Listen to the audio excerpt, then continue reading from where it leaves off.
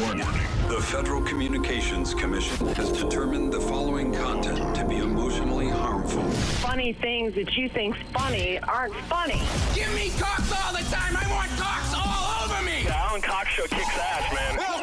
Welcome. Show me what you got. You're not going to see a lot of cocks on TV. Alan Cox from the Alan Cox Show. I don't know what it's about you, but I can't even stand your voice. I think you're the biggest asshole alive. It's gonna be a great show. Let's kick it. I'll say kick it, and you'll just kick it with a tasty groove, okay? 1, 2, 3, kick it.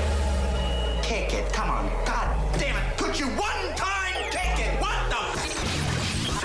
Alan Cox. Here we go. He'll ad-lib. He'll be fine. It's the Alan Cox Show on 100.7 WMMS.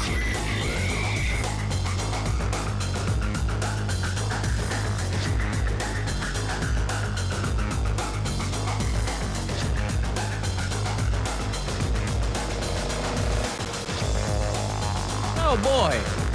What's going on, gang? Good afternoon. Hi there. Greetings. Welcome, welcome.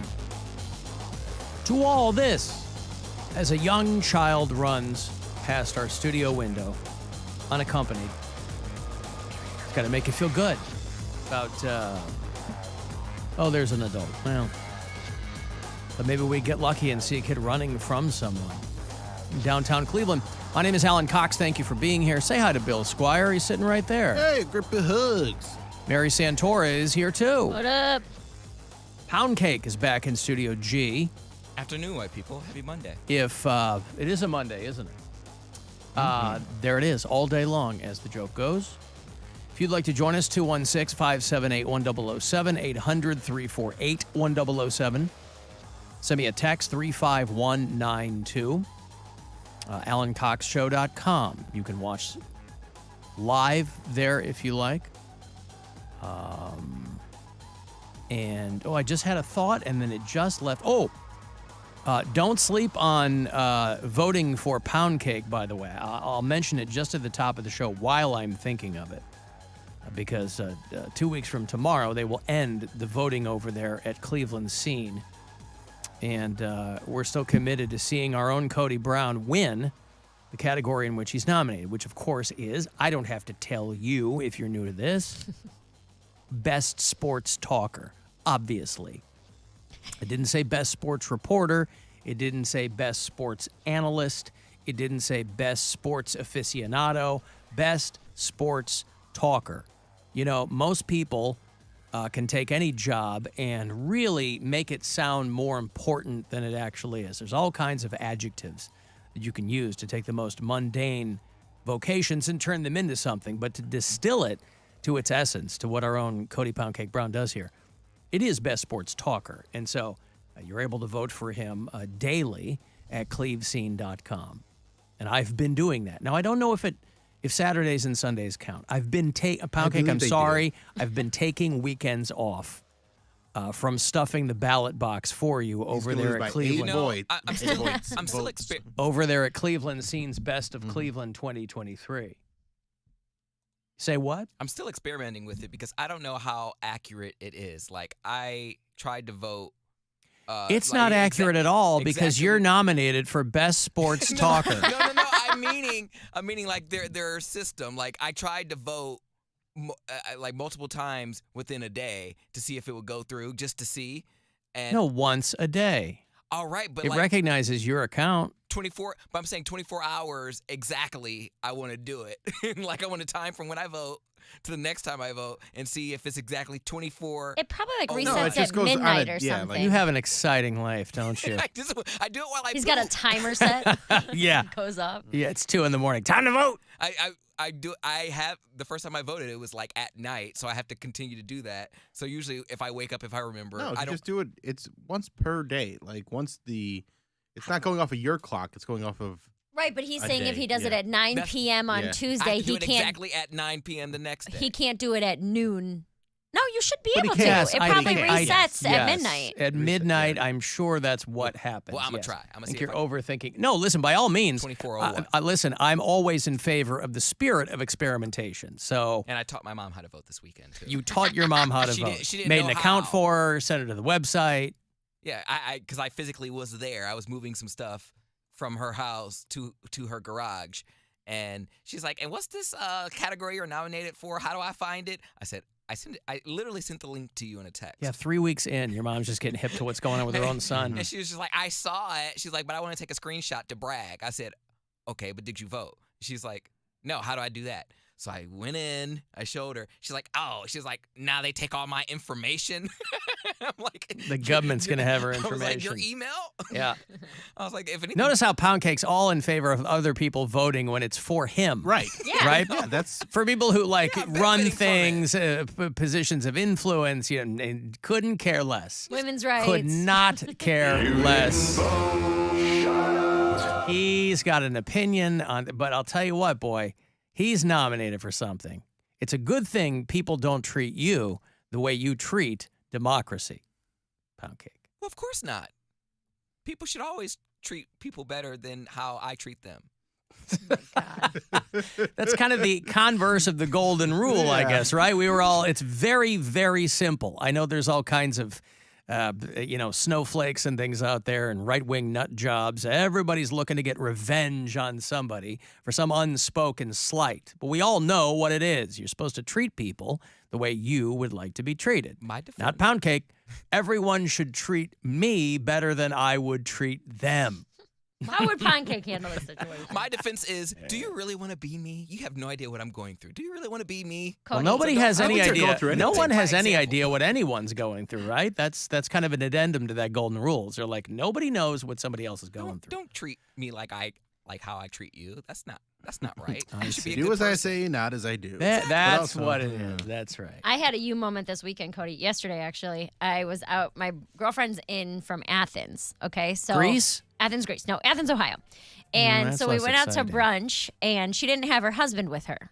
Okay, so Brian was there, but she didn't have her husband. So I was explaining her husband to Brian. Did he stay behind in Greece? He stayed behind in Greece. I was explaining her husband. I was like, he's like, he does woodworking. They live on a farm. Like, he can kind of do things around the house.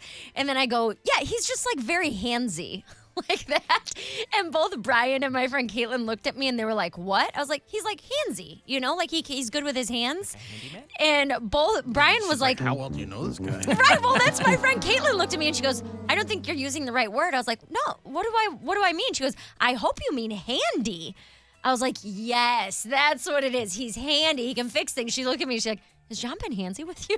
And I was like, no. I've never touched your husband. I've never been anywhere near that. But I got I online felt, and Googled handsy man, and he showed up. I just felt so stupid because I was sure, I was 100% sure I was using that word right. That I was like, oh, yeah, he's just like a really handsy guy. And both Brian and my friend were looking at me like, is this a confession? Like, do you have something to tell us? And Here's Is this why someone you here's brought got us to brunch? someone's got a clogged pipe. The handsy man is here. hello, because my You friend's order like, a pizza? she was like, he does get handsy sometimes with me, but like, if you've got something to tell us, you need to come clean and tell us. But I felt like you, Cody. I used that word with full confidence that I was just like, oh yeah, he's like a handsy man. Like he's like, just like hands-on. you know? Yeah. I felt very stupid. There you go. Well, listen, it's not handy down. It's which not is- handy down. Is a Poundcake original. It's handsy down. The handsy down, yes. All of my clothes came from my older sibling. They were handsy downs. He touched them very extensively and then let me put them on. All right, well, I hope that you felt appropriately, I hope you felt a kinship with Poundcake in I that did. moment. I Yeah. felt connected. Well, and then every time I do something stupid, his little "because I'm stupid" plays into my head too. So I was like, man, I really had a good 5 minutes of Cody time yesterday. Well, look at that, Hey, Poundcake. sisters, go, sister, my soul sister. Yeah. Shut up, And what was the chorus of that again? Be your lady mama Marmalade. Lady Mama Lie. Lady Yep, Mama Lie. Nailed it. I got a break. You want to get a text in 35192 to get me there. AlanCoxShow.com. You can watch live. This is the Alan Cox Show. Everywhere on our free iHeartRadio app or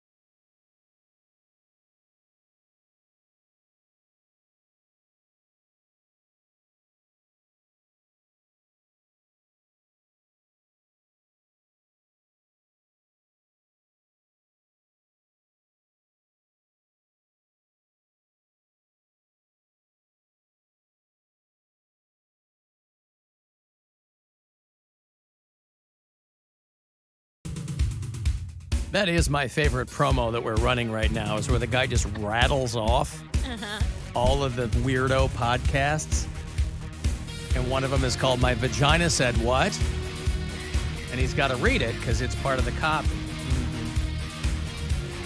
It'd be better if they had had a female do the voiceover for that, maybe. But have you ever had anything uncomfortable or weird like that in a copy that you had to read?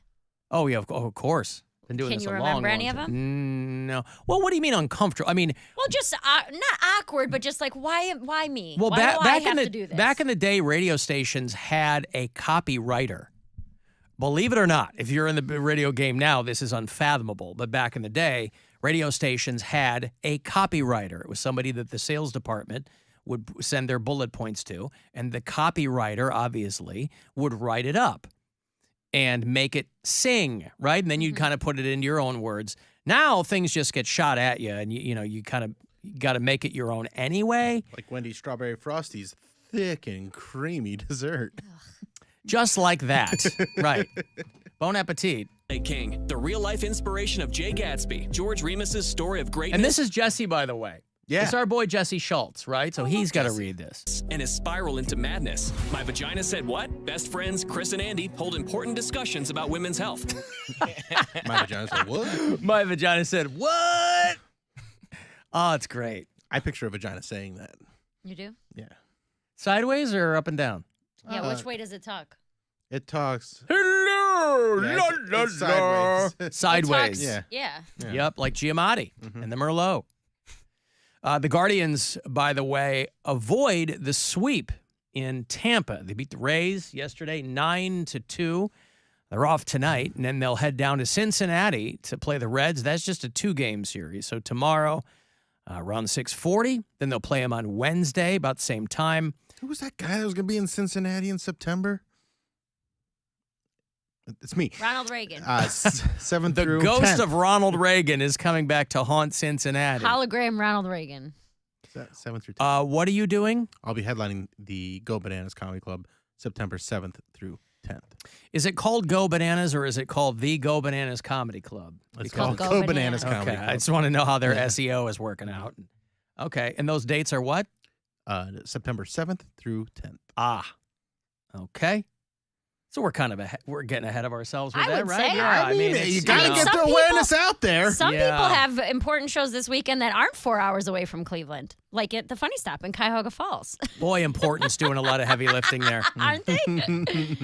It's a very important work. But we've all been faced with, anyone who's ever done events, you become faced with the knowledge that most people are last-minute ticket purchasers. You can't. You can. This is the bane of anyone's existence who does promotion. Is you're trying to get the information to people, and you talk yourself till you're blue in the face. But that's just because people hear you at different times, and so down to the wire, people go, "Oh, when is that?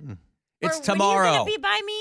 Well, oh, by the way, Well, you that's know why I what? got to say it so many times and be so repetitive about it, like the fact that Mary's going to be at the Funny Stop this Friday and Saturday. I got great news today, by the way. It had been spoken about in hushed tones, and I was technically waiting for the information to come down because I had heard, I just figured there was no way around it. That Captain Fun's Floating Fandango is confirmed to be on the brand new Lady Caroline boat. Hey, that's what we thought. We had been talking about the Nautica Queen because that's the information I got. And then over the last week, I was sending emails to people here, and I go, hey, listen, all I'm hearing is about this thing's being decommissioned, and Lady Caroline just did their maiden voyage, and so blah, blah, blah. I mean, up until a couple of days ago, we were told that it was still going to be the Nautica Queen, but in fact, the Lady Caroline, the brand new C word. Why did they didn't call the Lady Caroline the C word? I don't know, but Get rid of the C word. I'll leave when I'm good and ready. when I'm good and ready. Nevertheless, the Alan Cox Show cruise, which is set a week from this Saturday. I will have tickets for you all this week around 3:50. How was Game On Friday? But Game On, boy, was a treat. Yeah, no, a lot of people came out. Game On in Lakewood is when we did our second ticket stop, giving away passes for people. We're playing Battleship to do that. No, it was great. It was a lot of fun. Got to hang out with some people I hadn't seen in a minute. And, a lot of intense Randy was there, of course. He's always talking about how he, when is somebody going to call him about the job application that he posted with iHeartMedia? And, upon further inspection, you just kind of ask him, well, what do you want to do here?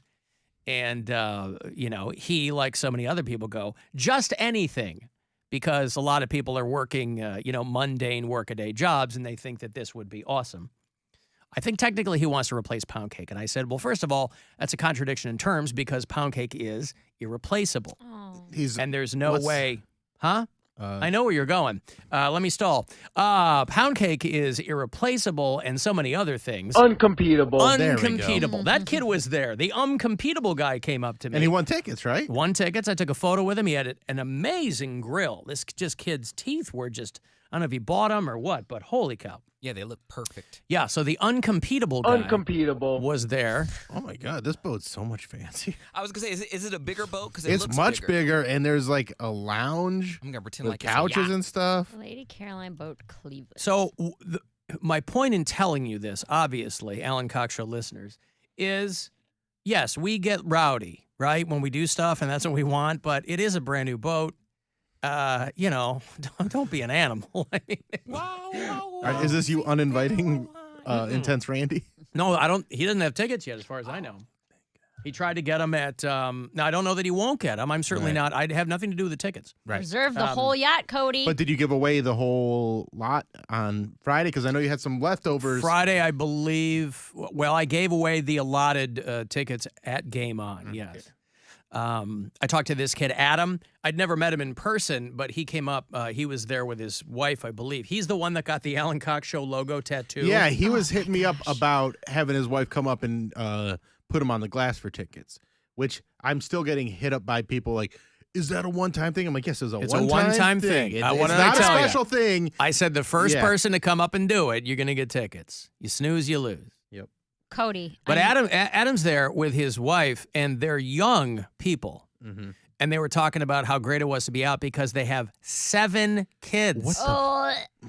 And I go, I guess the two of them were together for a while, and then they split up and quote unquote did some things and then reconnected. So it was clearly true love, but they started when they were 15.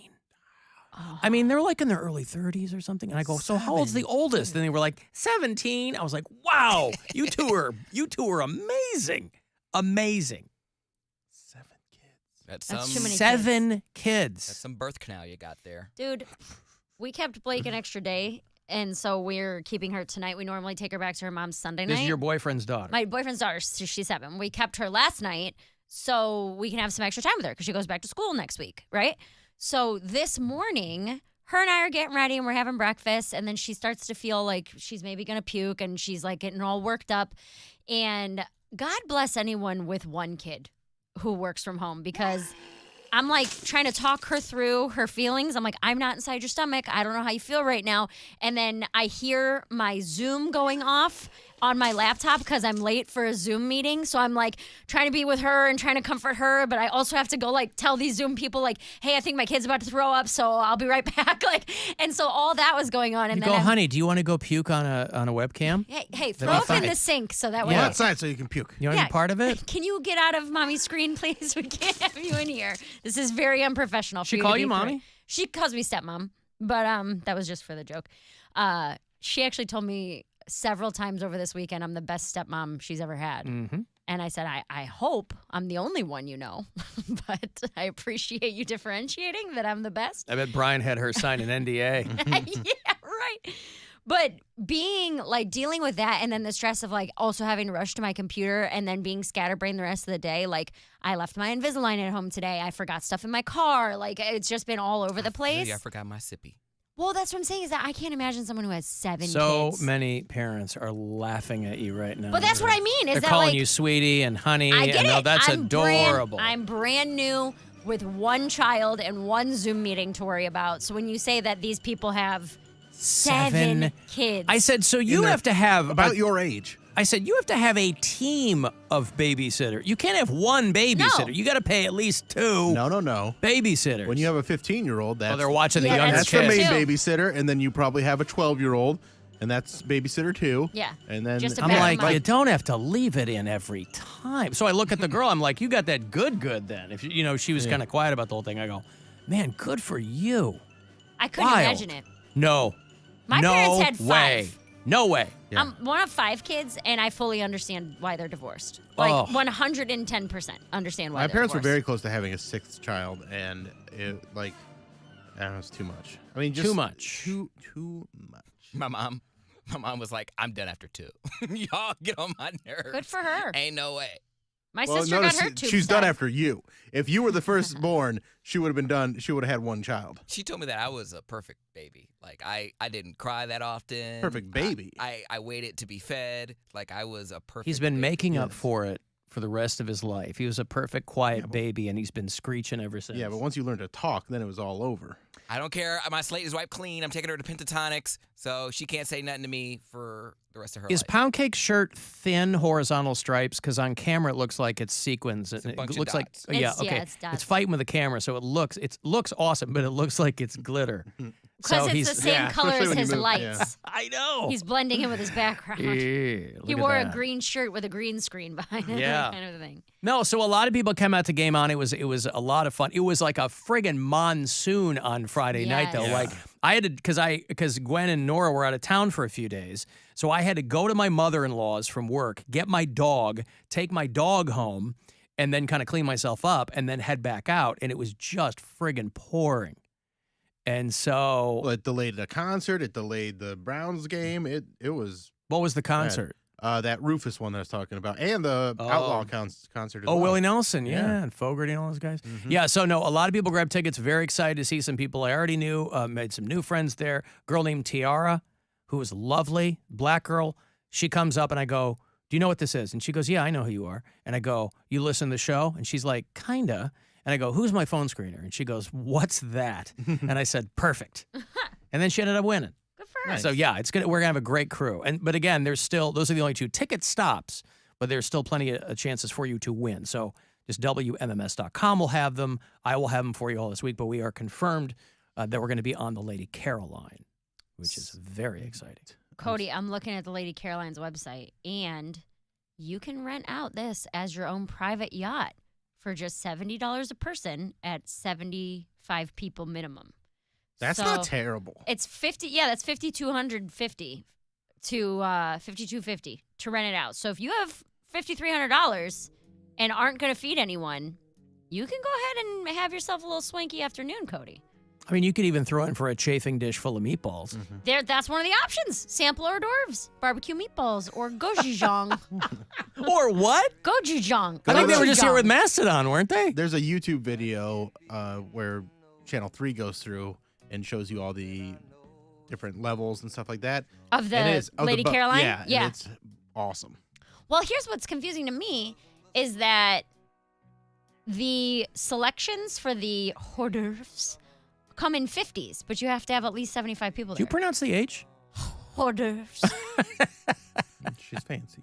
Hors d'oeuvres. She is fancy. Wow. Hors d'oeuvres. Uh-huh. But yeah, Cody, just spend all of your savings and have a yacht party. I'm on it. Vegan pot stickers. Bruschetta with mozzarella and pesto. You can do so many things. There's a no fajita caviar? station. What's the point of a vegan pot sticker? Just Oh, do something else. I'm sorry, give, vegetarian pot sticker. give him a pile of lettuce. Yeah. Hey, Joe. Alan, hey, show. Thank you, sir. Yep. Mary, so back to the kids real quick. Oh, real fast. My neighbors have 7 kids, and they're like for you. they're like Mennonite, so they don't have TVs, they don't have nothing. But my son goes over there 4 days a week, and she just says he just blends right in, like they don't even know he's there. And he makes 8 kids, so it's really cool. It works out, but she's a stay-at-home mom and everything. Like they don't have any babysitters or anything, and That's insane. it's pretty wild. Well, yeah, because it's your full-time job, though. But also, those families are birthing children to work for the family, right? They have They're like chores coming out. That's right. They don't have. There's a reason they don't have Xbox and all that crap. They're like, no. I'm birthing a brood because we need employees in this place.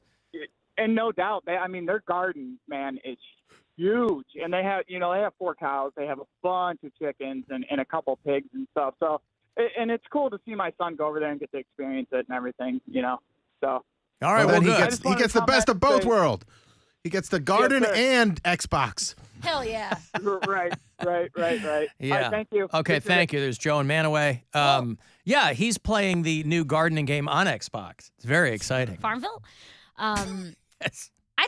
Brian and I have talked about it sometimes where there's some days, so we tried to hang the wallpaper this weekend. Oh, boy. And we had to call in reinforcements. I called my sister and I was like, bring your kids over because I need someone to distract Blake while we try to do this kind of a thing. I need a bunch of tiny hands. Well, not even to help us, to keep each other busy. Where it's like, I feel like one kid, at least with 2, they can play with each other, right? It's like they got friends. It's a built-in friend. Go figure it out. Go build a fort. Do whatever you need to do. Because with one kid, when she's at our house, she's an only child, so she gets 100% of our attention all the time. We're playing games, we're playing makeup, we're doing hair salon. We are with her hands-on most of the weekend that she's there. If you have a bunch of kids, at least they kind of keep to themselves, right?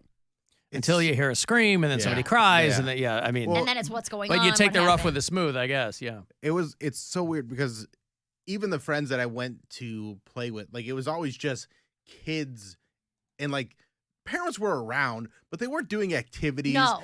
I can't remember my parents, after I was a certain age, ever playing with us. Dude. Maybe when I was 3 or 4, when we were still crawling around and riding on my dad's back and stuff. Mm-hmm.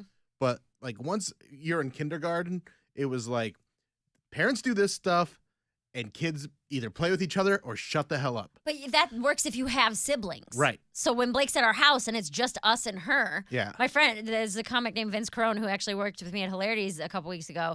He had a joke about playing with his kid. He's like, listen, I can be 8 for about 10 minutes and then I need you to be 40. And I was like, I feel that. Because we played Barbie dolls for 45 minutes and I told her, I was like, honey, I need a break. I have to go sit and decompress from my imagination. Everybody's got Barbie fever now. Right. Yeah, that is true. We've told our daughter, you have no idea how unusual it is for parents to play with their kid. Yes. To do stuff with the kid. Full attention. Yes. Into this Barbie game or instead of go find something to do in that room with all that crap we got you. Right. Yeah. Hey, Martina. Nick Brown. Hello, Alan. Hey, what's up? How are you? Good. Hey, I'm having a great day. How about you? Great. Awesome. So I wanted to say I went to Rufus Del Sol at Nautica, and it was an amazing show. Thanks to my friend Michael. Was it sold out? I believe it was.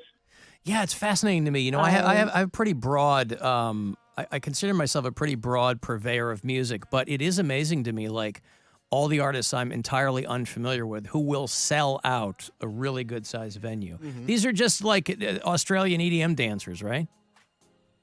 Yes. Well, not dancers, musicians. And but they build it as a Rufus Del Sol. They build it as a Rufus Du Sol dance party. It was an awesome dance party. I met a bunch of wonderful people, and I went with my best friend Michael, and we had a great time. And I'd say bring it on again. Sure, everybody there was straight edge. Hey. Oh, sure, they were as sharp as knives. Yeah. All right, thank you, Martina. I'm completely unfamiliar with this band, but... Is this who it is? This is Rufus Du Sol, who are an Australian trio. It's just an EDM show. Yeah, is it? Drug music. But it is interesting to me in the EDM space how there are some bands, to the untrained ear, every genre of music sounds the same. We've talked about this. Sounds monotonous. EDM, you can make the case, is more so, even to the trained ear. So it's always fascinating to me, the EDM bands that don't catch on. They're we're doing the same dumb beats. What? How do you know that this one sucks and the other one's good? Yeah. Well, Rufus Du Sol did a sold-out thing last I think night. a lot of it has to do with the performance that you put on, too, whether it's the lights or the atmosphere, probably, as they say, the people that went to it, the vibes. I'll just never forget. I was a big Chemical Brothers fan. Love those guys. And when I was on in Pittsburgh, every year we had a big Christmas thing. We do Kick-Ass Christmas. And it was 3 nights and 3 different clubs with different lineups. This is back in the day when radio stations did that kind of thing. And so the after party one year at one of the clubs was Chemical Brothers. And these guys, literally their rider was nothing but vodka and Red Bull. And I think we paid them $500,000 to do the after party. So this is 20 years ago. Chemical Brothers. Yeah. And they had a ton of hits. Like if you were never heard of these people. If you were into like late 80s, early 90s, like EDM, right? They were huge. They were called the Dust Brothers early on, but then they got sued and they just changed the Chemical Brothers. Anyway, we paid them $500,000. These guys literally walked behind the boards, pressed play, and then just drank Red Bull and vodka all night. I'm like, man, that's the life. You can't even complain, though. They just had all their... No, but when Bill's talking about vibe, like, there are guys that get up there and pretend they're doing something. And then other people who get up there and then just go, yoink, there it is. Yep. Oh, man. And I know that that's not everybody, but I'll never forget watching those guys walk up. Yoink, there it is. There's $500,000 worth of after party. It's a good time. I love them, though. I think they're great. Hey, Woody. Alan. What's going on? How's your day, brother? Good. Hello, Bill. Hello, Mary. Yo. This weekend, it happened to be the weekend surrounding the Perseid meteor shower. Yeah. Did you get a chance to see any of that? No, my wife and child were in Michigan at her dad's lake house, and she was sending me these pictures of this bright sky, and they saw the Starlink train and the whole thing. It was way too cloudy where I was. I didn't see a goddamn thing. Yeah, I got a chance. Out by me, down with with the less light pollution where I'm at, right on the lake. I got a chance to see a bunch of it, and it was pretty cool. Yeah, I didn't see anything. I'm a few blocks from the lake. I didn't see it. It was all clouds on Saturday night. Woody, isn't Woody's birthday tomorrow? Yeah, that's an absolute fact, sir. How old are you going to be tomorrow, Woody? I'm going to be 55 years of age. Oh, look at that, 55. He's right up there with Ben Affleck and yeah. I mean, you look just as good as he does. I'm officially certified to retire early from my 33 years of industrial roofing. Wow, there's simply no way to know how old he was when he started, but that is amazing. Okay, thank you, Woody. I've got to move on, but I appreciate the call.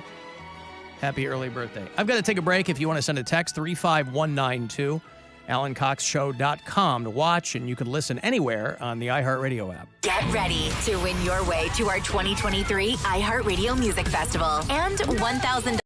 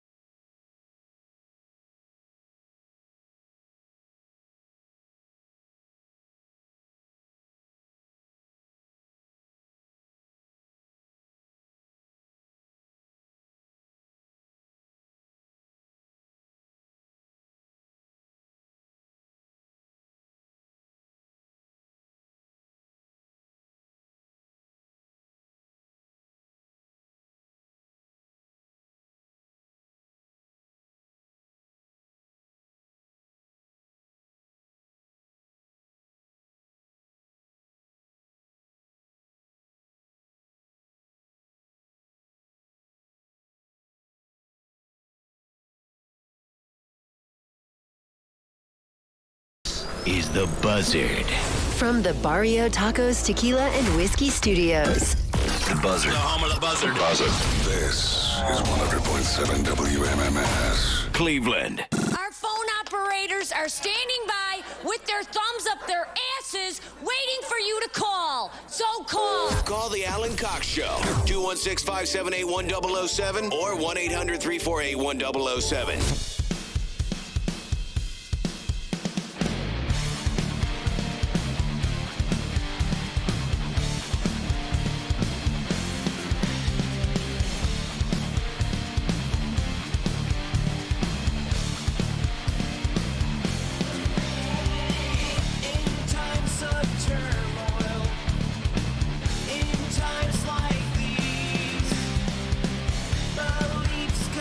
This might be a band Mary could get into. I don't hate it, but I don't really like it. I like Ghost. It's a band called Ghost.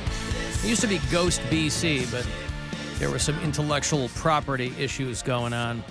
You know, we talk about really popular bands that you just can't get into, and Ghost is one for me. Oh, I like them. I can't... Fun show, too. I can't reconcile how they look with how they sound. I don't think a band that looks like they do should sound like this. What's that? Kiss is a band that doesn't look like they sound. Yeah, well, but Kiss is so cartoony. I mean, Ghost, at least... Ghost is kind of cartoony, too. Well, but unintentionally. The Ghost, for a long time, early on, was kind of trying this real dark thing in sound and in look. Anyway, Ghost is very, very popular. No knock on them. They're just not for me. But I heard they're on this tour with them on a Marth, a band that I'm into way more. And we'll play these guys on, we've played them on 2 Hours to Midnight. What's that? Another show that he'd go to see the opener. Well, I don't know who's going first, though. I don't know if it's a co-headlining thing or what it is, but I heard from one of our bureau chiefs in St. Louis who went to the Ghost show on Friday night that the venue, they're playing the Hollywood Casino in St. Louis. And the venue had posted a statement that nobody could get in if they had their face painted or if they... Now, Ghost is a band that's all about face paint, right? And people like to... For some bands, you're wearing their T-shirt. At a Ghost show, it's a lot of people. It's very theatrical. A lot of people like getting into a similar costume. And, so it's rock and roll and it's cosplay, kind of. But I guess a lot of people said, screw that. And they wore their face paint anyway. But some people had been turned away. And other people had been asked to take their paint off their face. Why, though? I don't understand. The venue was like, hey, we don't want... I think maybe post-COVID, a lot of establishments are really, really nervous about masks and about I don't know. But what does that do with face paint? I think it has more to do with the fact that the lead singer's or someone in the band's dressed like a devil pope or like a zombie. Yeah, Tobias pope. Funke or whatever his name is. He's Funke he's like Papa Inferno. Yeah, I know. But I can't think of this guy. This guy's name is Tobias. Tobias Flame or Tobias. But yeah, I think it's the devil aspect of it that.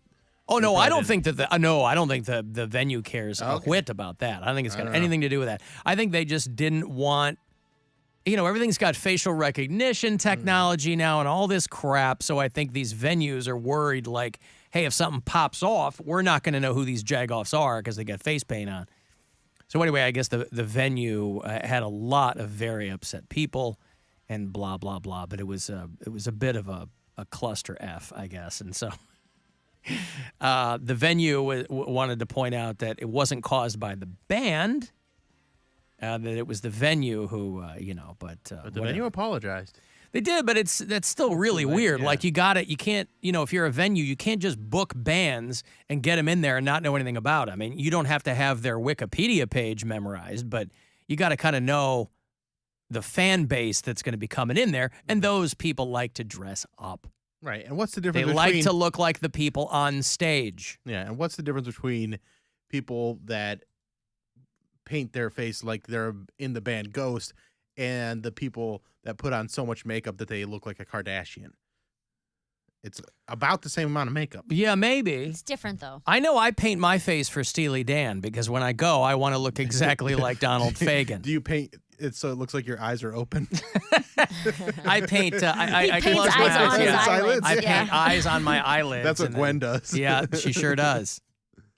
I go, honey, you haven't blinked once. And then she opens her eye. Oh, God. No, I'll put age makeup on, so I'll look about even the same older, age as yeah. Donald Fagen, yes. Guardians avoid the sweep in Tampa. 9-2 was the final yesterday. That's the third of three. They're going to play a 2-game series down in Cincinnati against the Reds tomorrow and Wednesday before they come back to host the Detroit Tigers in a stunning bit of bad timing. Speaking of the Tampa Bay Rays, they have a guy down there who is in a bit of trouble. A guy named Wander Franco. You ever heard of Wander Franco? I heard about him today. There's apparently there were some tweets going around that and he's a big deal for the Tampa Bay Rays, but he's their shortstop. And some people are already saying that this is a career killer because there were tweets that were sent out that were claiming that he was dating a 14-year-old. He's 22. Images of the alleged girlfriend surfaced online. How do you even meet a 14-year-old? Huh? Like, how could you stand? Well, I think the photos, and they block out her face, but the photos, like from the waist down or the neck down, she don't look like a 14-year-old. And that's the problem, too. Gross. Well, you know what I mean, though? A lot of I girls are know. walking, and this is the defense that these guys use. It's as old as time. She didn't look like, she told me she was 18, and if you were just to look at him, you go, well, if you're a guy who doesn't ask a lot of questions, you're going to go, yeah, he doesn't look 14 to me. He looks 18. Anyway, so, but again, it was terrible, terrible timing because the Tampa Bay Rays promotion last night was Wander Franco ball cap night for kids 14 and under. Oh, no. All of his perspectives. It's so he can spot them. So there is... That's what it is. There is a promo person or a public relations person with the Tampa Bay Rays who's like getting ready to throw a rope over around their neck. And he just signed. The Rays have him under contract for 11 years. Yeah, he's a big deal with them. Yeah. So the story is that he was almost long enough for him to date himself. Well, so he's 22. He's a young guy himself. But the story that was going around is that he was dating her before she was 13 and he was 17, but that math doesn't work out right. That would have been 5 years ago. Before she was 13. Well, maybe. Jesus. Both families agreed to the relationship and he stopped messing with her once he turned 18 and said he wasn't going to see her until she turned 18. So if all that's true, it's not illegal. It's just a really gross, I mean, that's one of those things where not illegal, but in the court of public opinion, it's a really, really bad thing. And so he didn't go to San Francisco with the team where the Rays are playing the Giants starting tonight. The team says that they're doing their due diligence into the Wander Franco case. Here's Kevin Cash talking after the loss to the Guardians yesterday in Tampa. With Zach Eflin and the Guardians kind of jumping out to that early lead and then just tacking. Now, what were you seeing, first of all, from Eflin to start the game? Here's the Wander Franco thing.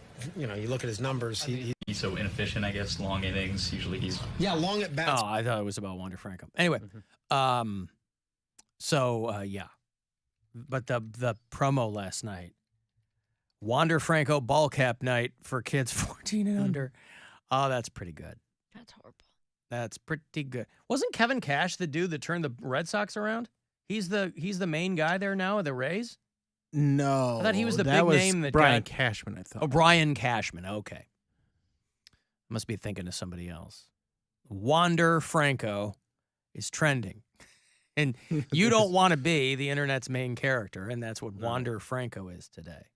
No, you do not. Right. So they're from the Dominican Republic, and the text messages or the chats or whatever are alleging that he said he wouldn't go back there until she turned 18.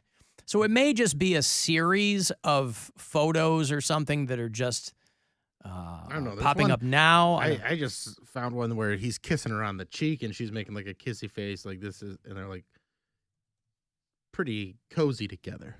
Like they've been around each other. They do things differently down in the DR, man. Right? Down there in God, what's the big place in Punta Dominican? Cana. Punta Cana. I got very sick when I went there. Yeah. Throwing up.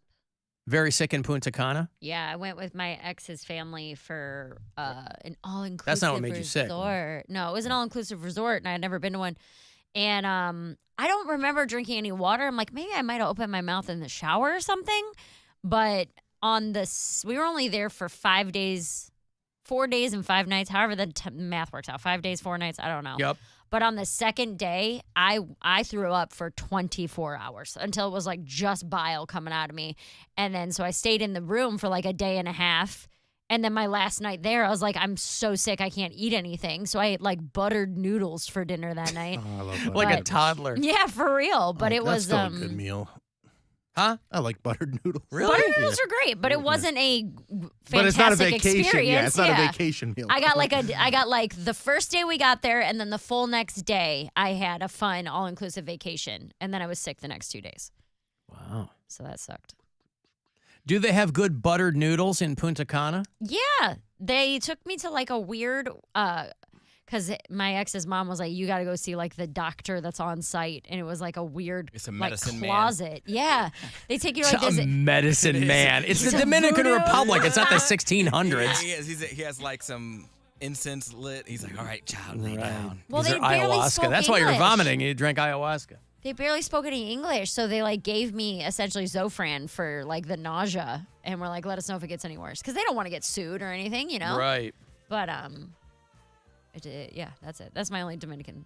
They gave you saffron. No, Zofran. Saffron's very expensive. They're not handing that I'm out. just In the mad about Dominican saffron. Republic. Yeah, I'm wild about saffron. All right, so they gave you an anti-nausea medication, and that stopped it all? Well, I to had start coming already- out the other end. It was all out both ends. I was Oh, severely dehydrated and super weak and tired. So it was like it all already came out anyway. The Zofran kind of just made me a little sleepy. So they're so used to people getting sick that they have Zofran on hand, Yeah. which is a chemo drug. Well, they use it for like morning sickness for pregnant women and stuff too. I used to take it for hangovers. I had a friend who was a doctor. Jesus. I might get in trouble for this. I had a friend who was a doctor who wrote me a Say his name. prescription. I'm not going to say their name. Wrote me a prescription for Zofran because I was so consistently nauseous from hangovers. Mary had never heard of Pedialyte, so the doctor gave her Zofran. That doesn't help with. When you're dehydrated. Well, yeah, but it doesn't help with nausea. No, but you're just trying to get hydrated, aren't you? Yeah. Well, Mary went a little harder than needing just Pedialyte. She Yeah. needed that Guess next so. level. She really Needed did. an IV. All right, well, In a meeting. give up your friend now that everybody knows you were script No, shopping. I can't. He doesn't actually live in this state anymore. But we so. know he's very convenient. I wondered why. Alan, what's Mary's buttered noodle recipe? Oh. What do you think? Butter. Don't tell me. First, you want to start with a Butter? can. No. And noodles. Can of crushed tomatoes Butter and noodles. and salt. Crushed tomatoes. Mm-hmm. Crushed tomatoes? Yeah. This isn't buttered noodles. You're making spaghetti. No, I'm making buttered noodles. I thought You buttered start- noodles was. I've made buttered noodles for my daughter. It's noodles and butter. No, you start with a can of crushed tomatoes and you drain that. I start or you start? You start. Okay. You start with a can of crushed tomatoes. You drain it directly into your throat. Chug it. Oh, so just the tomato juice. Nope. Chug it. Chug the crushed You tomatoes. said you drain it. Drain it down your gullet. Right, so I'm draining the juice out. You're draining it all. So I have a colander on my face. Yes. I'm pouring a can of crushed tomatoes. Into the colander through your throat. Not whole tomatoes. Crushed. Crushed. So All that right. way the juices are good. Are you brand loyal or should I just go for I like a hunt. a hunt? Whatever you like. Yeah. Whatever you're Yeah, into. all right. I gotcha. And then once you vomit that up, butter noodles, a Yeah. little bit of salt. There you go. Oh, so I need to lay the groundwork in my own throat first with Yes. with the tomato juice. Acidic. What do I do with the tomatoes that have been rendered dry now? That you have puked? No. Oh, in the In colander? the colander, what do I do with the leftover tomatoes? Plant them and grow a magic beanstalk. So beans come from tomatoes? You're following me, right? Wow, I really am. Magic beans, stupid. They're magic Follow beans. along. That's why they're magic. I mean, my cantaloupes are growing in the backyard, but I planted cantaloupe seeds for those. Well, you that's where you went should wrong. have planted cantaloupes. Wow. Okay. Ellen Mary has said many times that her doctor friend lives in Atlanta. I never said that. Oh. Well, That now person- that That person listens too close. they really, really do. You know how Poundcake doesn't listen at all? This person lives really, really closely. They listen to every word. Oh, boy. All right, so... What if I have more than one doctor friend? Uh-huh. Highly unlikely. Yep. Shouldn't be hard now to find a male doctor in Atlanta. Right. Narrow it down. That's funny. Uh-huh. Well, there it is. Well, don't find him because he'll lose his job, I think. Mm-hmm. Oh, they need doctors. He's not going to lose his job. Can you lose your job for that? Giving someone a of prescription? course you can, What if I yes. needed it, though? Well, there's, I You mean... gotta go by the book, ma'am. You can't just be all willingly, oh, she's my friend. I know she's good for it. Well, no, but doctors all the time write scripts for people and under semi-legitimate auspices. But, I mean, if you were going in over and over and over again and he was doing that... No, he wrote me one prescription for like 100 of them. Oh, well, that's not... Yeah. Yeah. That sounds like a legit thing. It was like, I think it was like 90 of them with a refill or something like that. It was a lot. Mm-hmm. You I still always have any? had no. Dude, are you kidding me? I was blacking out 4 nights a week. I don't know. The thing lasted me like 4 months. Oh, wow. Hey, I need more of these. Do you know how my belly not hurting anymore? Because I have $4 worth of Taco Bell. 4 or 40? 40. I was going to say, even 4 can get you a lot. No, we cannot. Not these days. Not anymore. Dude, when You did get maybe 2 items. last time I went to Taco Bell and I hadn't had it for a long time. Last time I went to Taco Bell was on the way home from Buzzard Fest. We went on the way home from Nickelback. And I get what I usually get, and it was like twice as much. Mm-hmm. And I was like, man, you're lucky this sucks. Because I'm hungry and I just want to go home. But I had a hankering for T-Bell, and I hadn't had it in a while.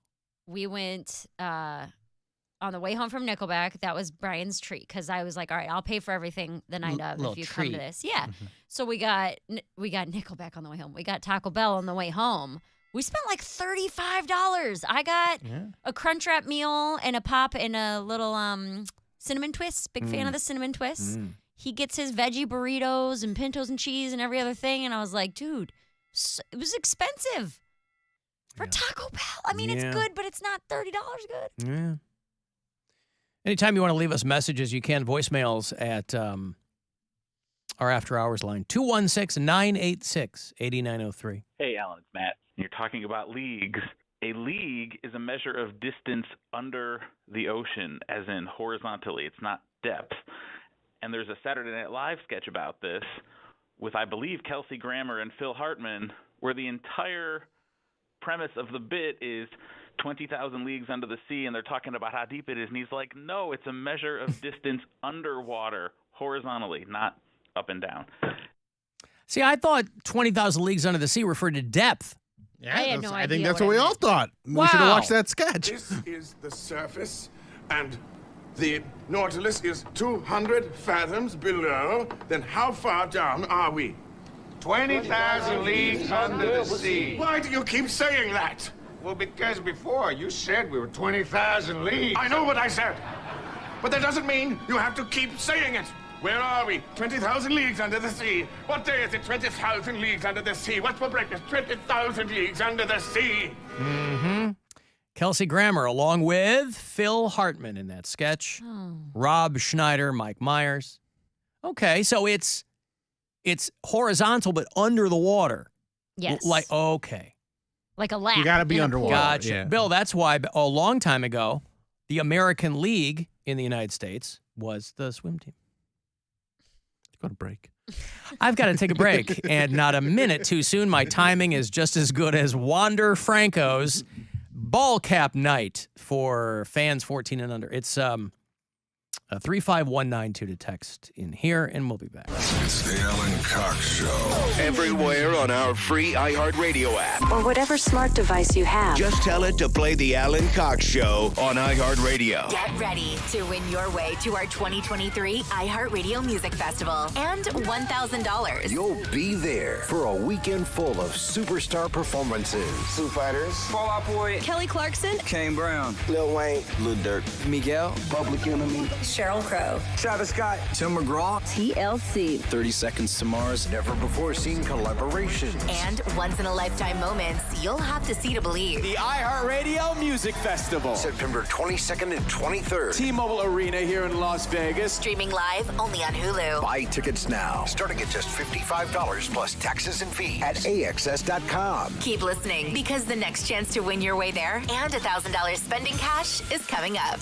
Having the time of your life is more rewarding than ever when you visit any MGM Rewards destination nationwide. Dine, stay, play, and earn on all of it. Details at MGMRewards.com. Subject to earning and redemption limitations applicable to certain purchases and in certain states.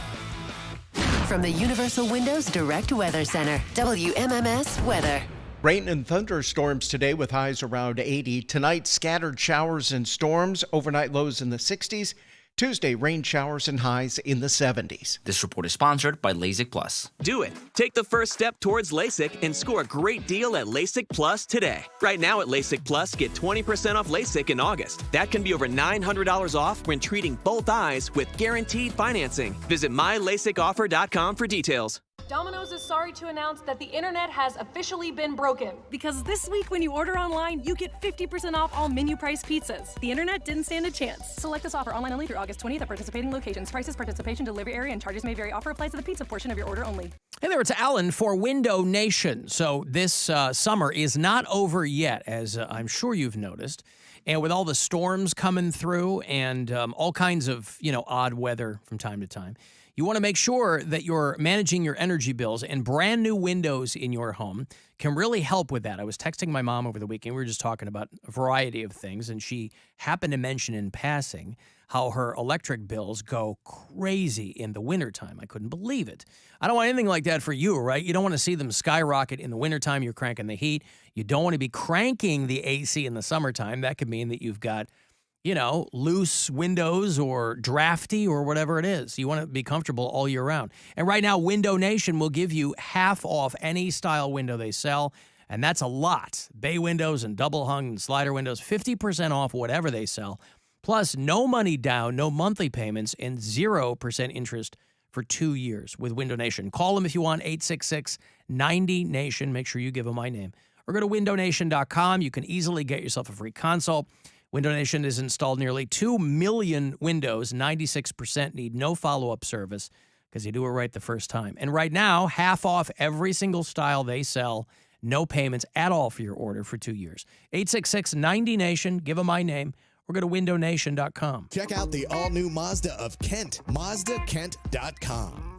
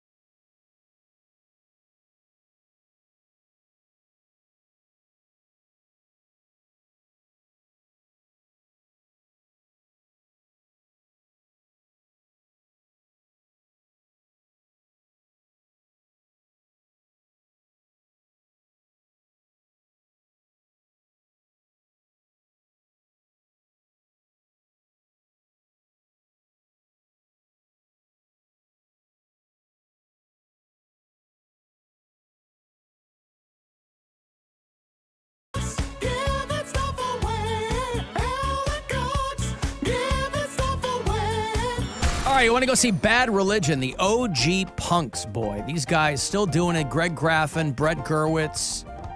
I'm not sure who's behind the drums for them these days. But Bad Religion is back Saturday night, October 21. They're going to play Temple Live at the Cleveland Masonic. You can go to MasonicCleveland.com for the info and the tickets and everything. A 2 for Bad Religion right now. I think we get in the last week of their tour. So don't miss. Caller 10. Good luck. 216-578-1007 or 800-348-1007. As soon as I can learn how to run a computer, I am starting an online petition to have Alan Cox taken off the air. So help me God, I'm having him taken off the air.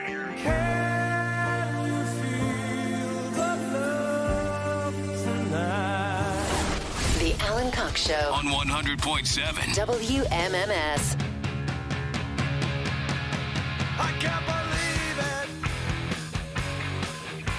The way you look sometimes, like a trampled flag on a city street. Oh yeah.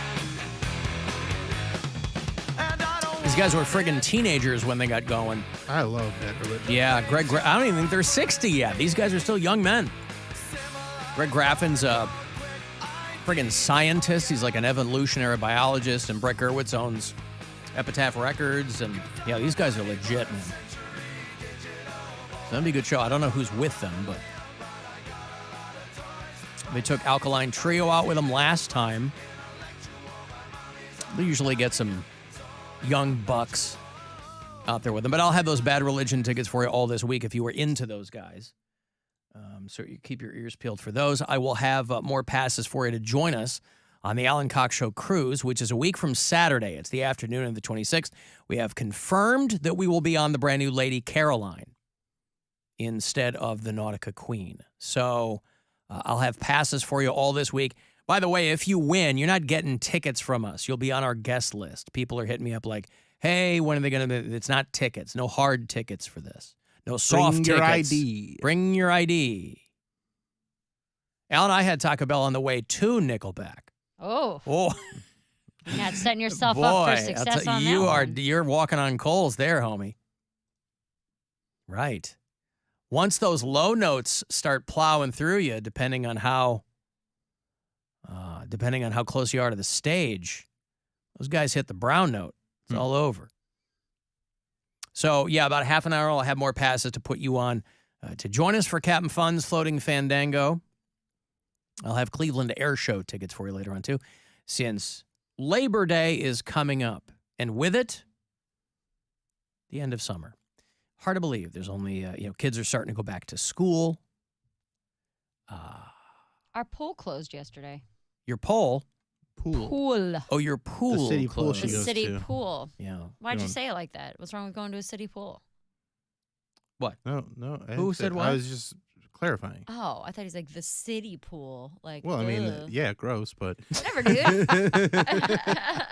Sorry, we all can't have lakefront pool access, Bill. Pee-pee's what I like to do. Pee-pee-poo, pee-pee-poo, poo-poo. I like to do too. Poo-poo, pee-pee-poo. Poo-poo, pee-pee-poo-poo, pee-pee-pee-pee-poo-poo. Oh, pee-pee's what I like to do. Pee-pee-poo, pee-pee-poo, poo-poo. I like to do too. in the city pool. Bill's done all that in his own pool. Pee-pee and poo-poo. Not poo-poos. No poo-poos, just pee-pees. No poo-poos in the building's pool? No. All right. We don't do poo-poos in the pool. All right, well, there's probably a lot of baby Ruths floating in that Berea City pool. No. It was Oh. packed yesterday, though. Yeah. It was With 85 poop? and sunny. No, with humans. You were out there yesterday? Yeah, it was the Chocolate last poop. day. Remember I was saying how, like, we bought the pass at the end of June, and they didn't tell us it was closing the second week of Why is it closing August. so early? Right. They said they're losing all their lifeguards back to college. Oh, I'm that's at college and right. high school, yeah. Yeah, so they can't be open with no lifeguards. And we don't have any grandmas step into the bat like I was that going to lady say, in you know, Tennessee or whatever. Yeah, else. Florida. Yeah, you see all these stories about these 65-year-old women who come back and they're squeezing back into their red bikini or whatever. Their one piece. One piece, yeah. It's just like in 1964. I'm back, baby. Ready to save some lives. Pee-pee's what I like to do. Yeah. Everyone in my. Pee-pee's what I like to do. Pee-pee-poo, pee-pee-poo. I'll tell you what I was singing all goddamn week. I couldn't get my head was a friggin' pants feet. I'm Pants just feet walking is through so my good. house singing pants feet to myself. I'm mowing the lawn singing pants feet. I had a lot of pool time. Our pool's not closed yet. And we had some friends over, hanging out at the pool, listening to, what's this? Nickelback. You No, tell not me. Nickelback. I'm trying to. Michael Bublé. Not Bublé. Kenny G. No. Kenny G's close.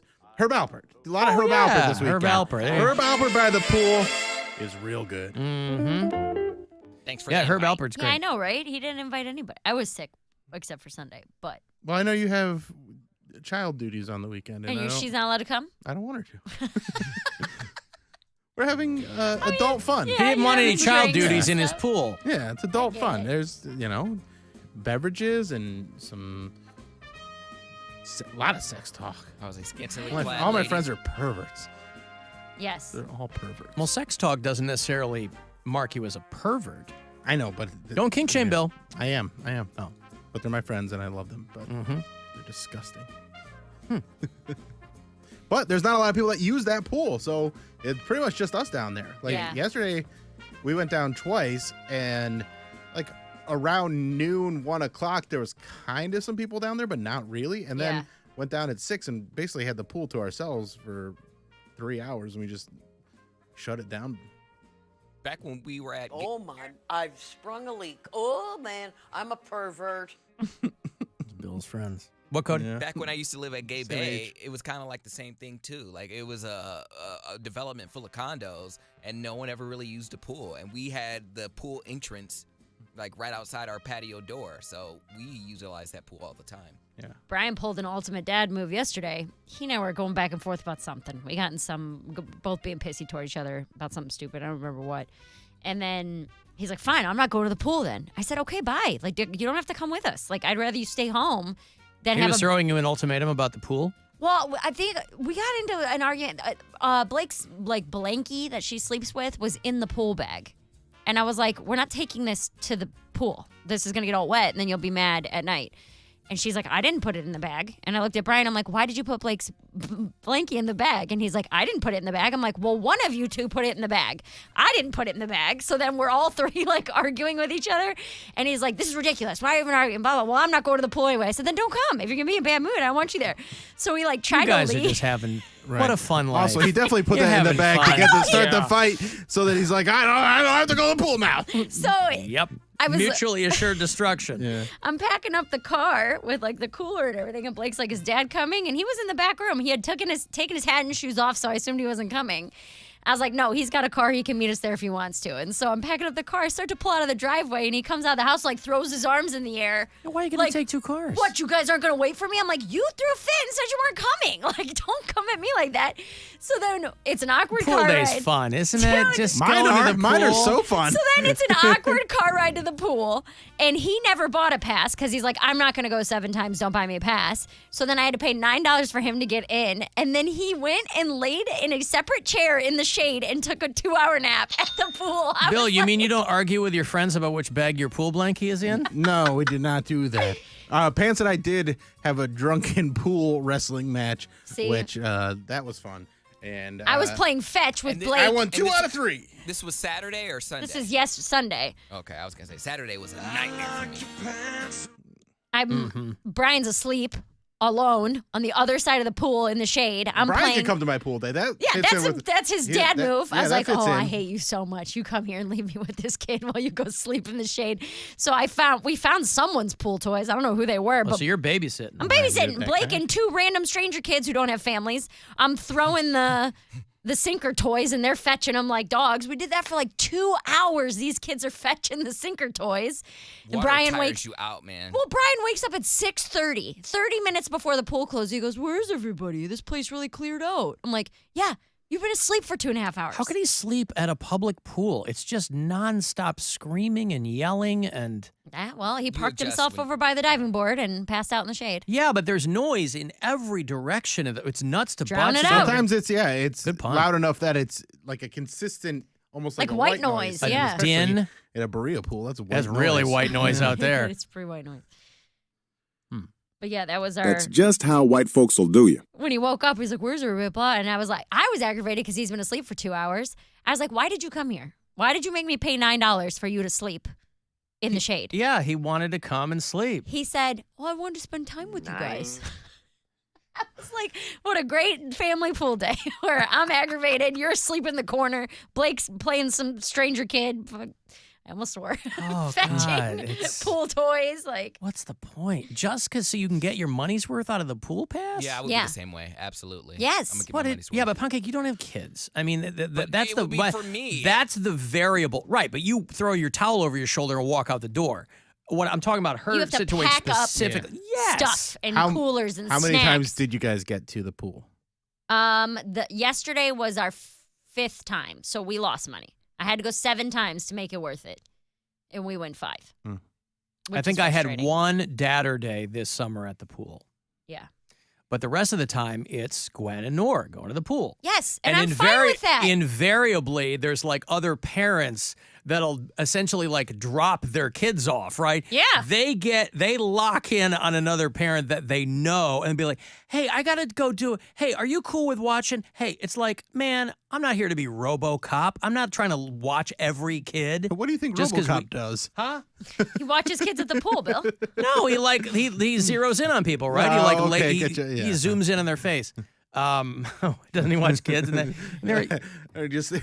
have you seen the director's cut? Because it's in there. Dead or alive, you are coming with me. And these kids are like, alive, I hope.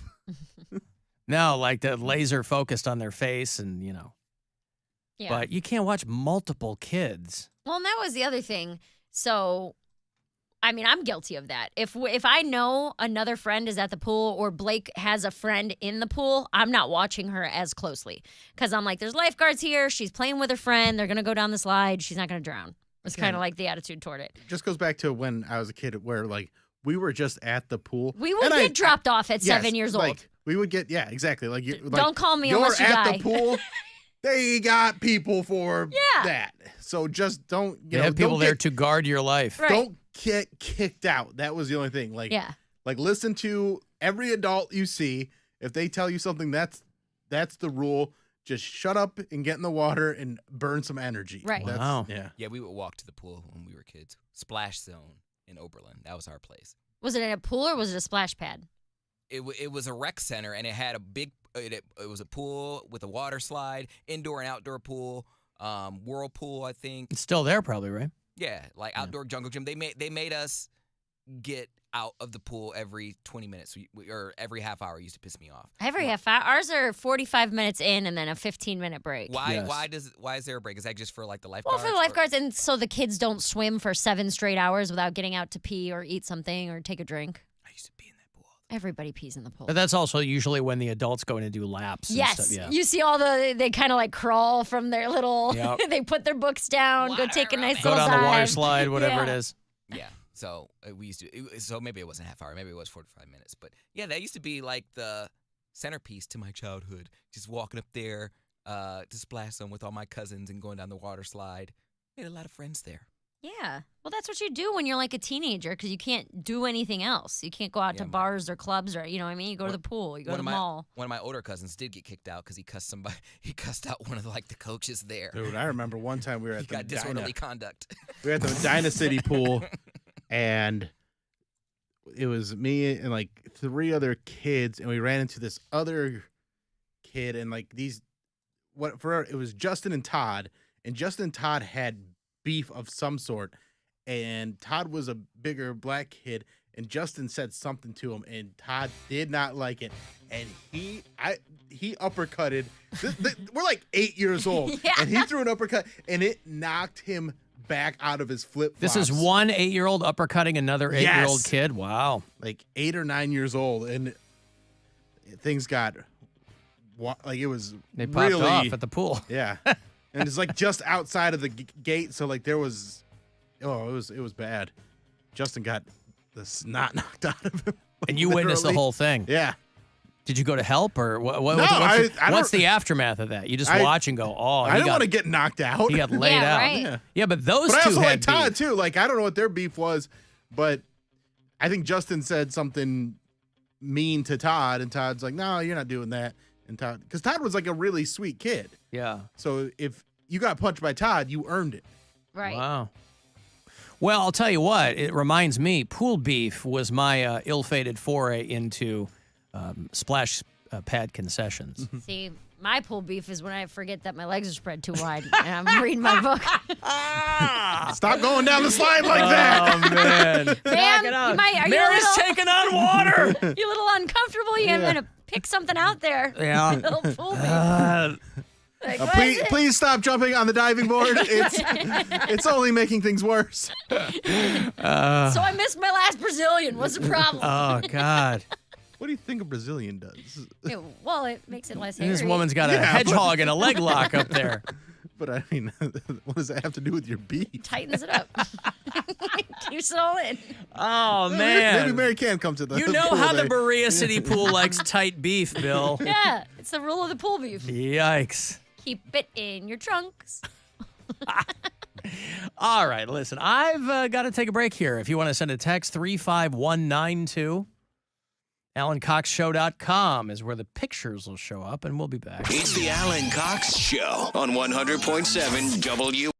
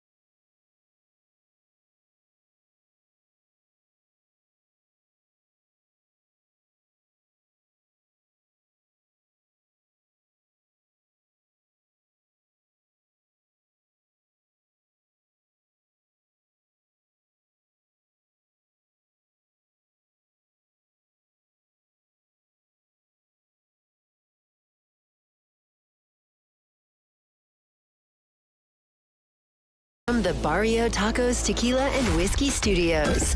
100.7 WMMS, Cleveland. Stop you! Wow! Give stuff away. All right, 1 week from Saturday, we finally go back out on the lake after a long pandemic-induced hiatus. The Alan Cox Show Bud Light Cruise. I'm calling it Captain Fun's Floating Fandango, presented by WMMS and Bud Light. Confirmed to be on the brand new Lady Caroline afternoon cruise. On the afternoon of the 26th, you've got to win your way on. You can go to WMMS.com for all the details. We'll put you and a pal on the guest list all this week as well. So be caller 10. And it's you and a friend joining us on the 26th for the Alan Cox Show Bud Light Cruise. Good luck. 216-578-1007 or 800-348-1007. Some things are too good to be true. This thing is too true to be good. The Alan Cox Show. True that. On 100.7 WMMS.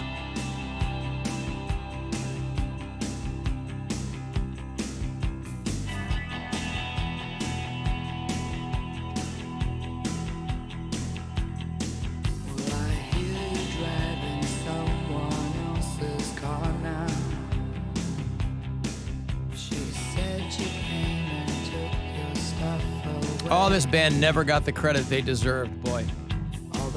Band called Concrete Blonde. A massive, massive, massive fan of this band. 80s, 90s.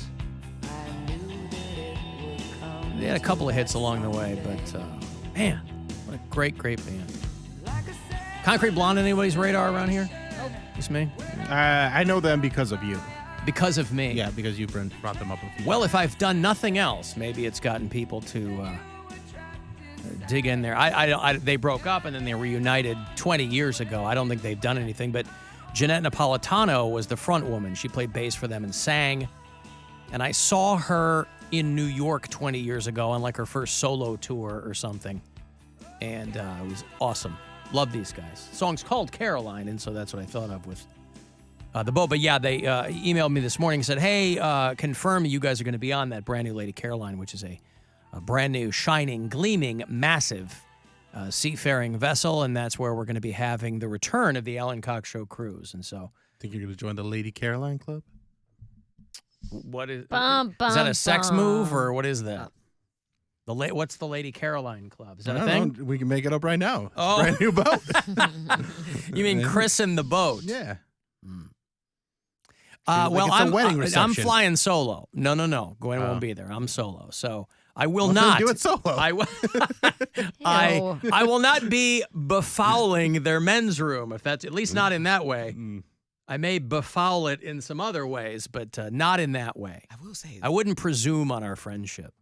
when we were on the Corona cruise, their bathrooms, like they had one of those big tubs as a urinal, and I'm like, all right, we're gonna get real close with our listeners peeing in this thing. I don't remember that. I don't remember. No, it's just like ever... a little tiny bathroom. Though. Yeah, that's what I remember. It was a small bathroom. I feel like it was like one of those tubs, or it wasn't a tub. No, I think like you peed in the like a sink, trough. Come on, man. Get it Poundcake's together. like, remember the pee trough? It had the two handles and the faucet. Remember that? You could rinse it off while you were in there. Yeah, it just had a urinal and one stall, and that's what I a sink. remember. Yeah. Okay, maybe I'm misremembering.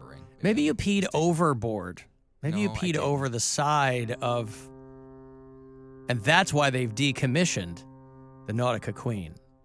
Don't pee over the But at least that frees up the nickname for you, Poundcake. So It is a do what you want to with it. It's a big boat.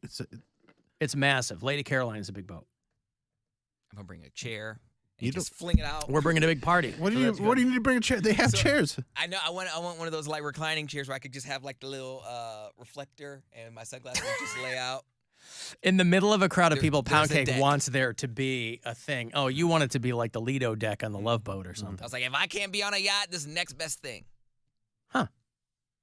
And be posted up next to the meatballs. Where's my suite? Oh yeah, those food is always so good. Yeah. I like meatballs. Add it to the list. 353.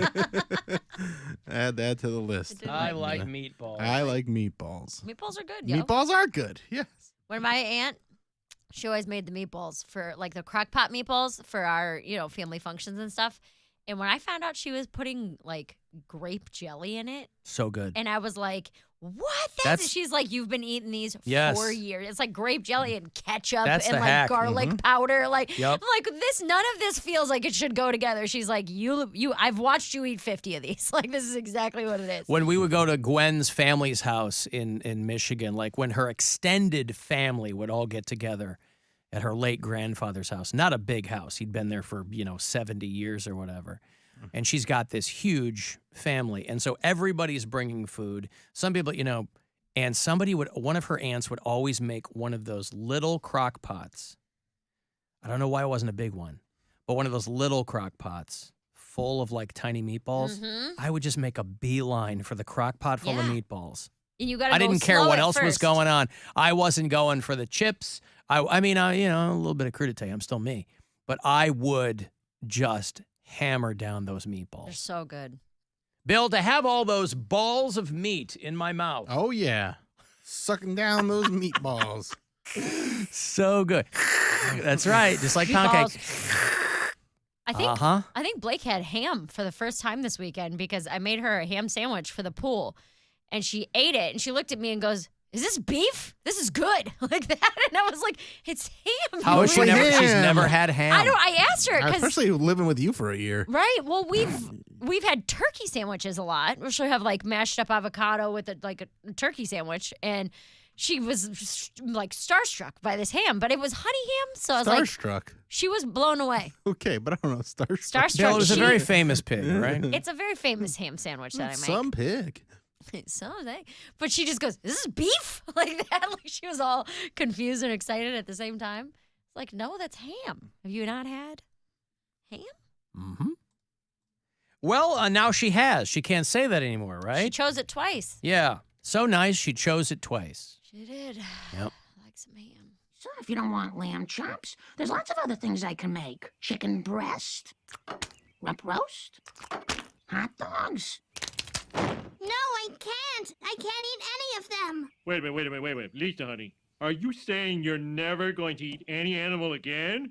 What about bacon? No. Ham? No. Pork chop? Dad, those all come from the same animal. Oh, yeah, right, Lisa. A wonderful, magical animal. A wonderful, magical animal. Homer's kind of stupid. No. At least they've drawn him that way. Yeah. Alan, my aunt makes spaghetti sauce with grape jelly in it. My boyfriend absolutely loved it until he found out there was grape jelly in it, and it made him throw up. See, that's silly. That's That is dumb. stupid. That's your brain getting in the way of something that you find delicious. Alan, I've got IKEA meatballs in the freezer for dinner. I heard those are good. I've never had It's them. the poop I've that only makes them had, good. yeah, it's the poop in the chocolate. You don't know if it's in the chocolate cake or in the meatballs. I enjoyed eating veal until I watched the South Park episode. And Did you not know what it was? Everything goes back to South Park. Really is your North Star, isn't it? It's your Seinfeld. It corrupted No, my childhood, yeah. I haven't. I like Seinfeld a lot, but every single reference I know in life is not from the Seinfeld show. Poundcake goes, I knew about this from. I didn't learn anything from Seinfeld, right? Everything he refers to, I learned about X, Y, and Z from South Park. Well, it's also been on for 25 years, so there's a lot to learn. A lot of episodes. And he's younger. Yeah, I learned that veal was. And he's not going to learn from school. I was going to say, hey, make all the excuses you want, but the fact remains. Day is never finished. Master got me working. Someday Master set me free. Season 4, episode 35. There's Nailed not it. 35 episodes in a season. It was back then, season 4. All Look right. it up. Check the Listen, tape. I will defer to his knowledge on South Park. I stopped watching that show 20 years ago. There's no way I'm going to know more about it than he does. Like, that's what I miss about those old seasons. Like, when I watch Queer as Folk, like, they had, their season was Season like. 4 had 17 episodes. That's still a lot of episodes. More than. Shut up. Some He's just episodes making now. things up. Of And I course. believed him because I go, well, surely he'll know. It Like, sounded like a lot for any television show to produce, especially animated. You're not going to produce 35 for one episodes. season, yeah. Right. Even back in the day when they were making a lot more episodes. Yeah, of like network 24, 25 23 was like the episodes. tops, Right. yeah. The most they've ever produced in a season of South Park is 17 episodes. Season 6 was 17 episodes.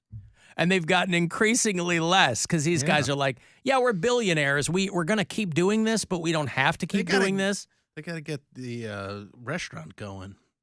Yeah, they pumped a lot of money into that.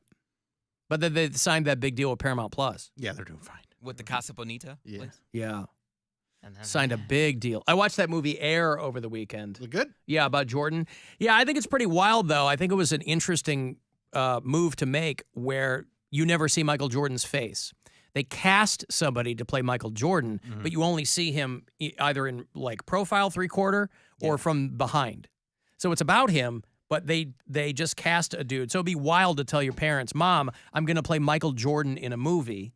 And they go, oh, my God, but you're never going to see my face. I've been catching up on that show, Winning Time, and that show's a lot of fun. Isn't Jason Segel in that this season? Yes, he is. Yeah. He was in it last season, too. Oh, okay. But he's, I'm still on season 1, but I'm having a lot of fun watching that one. Not watching that. That's a good one. It's about the 70s Lakers? Like the 80s. The dynasty? Yeah, when the dynasty began, like 79 to 80s, season 1, and I think season 2 was the following season. I'm fascinated, and we talk about this quite a bit because, to be in touch with your own mortality it's a universal thought, really. And so I'm always fascinated by these people who show up as the oldest people either in the world or in the country.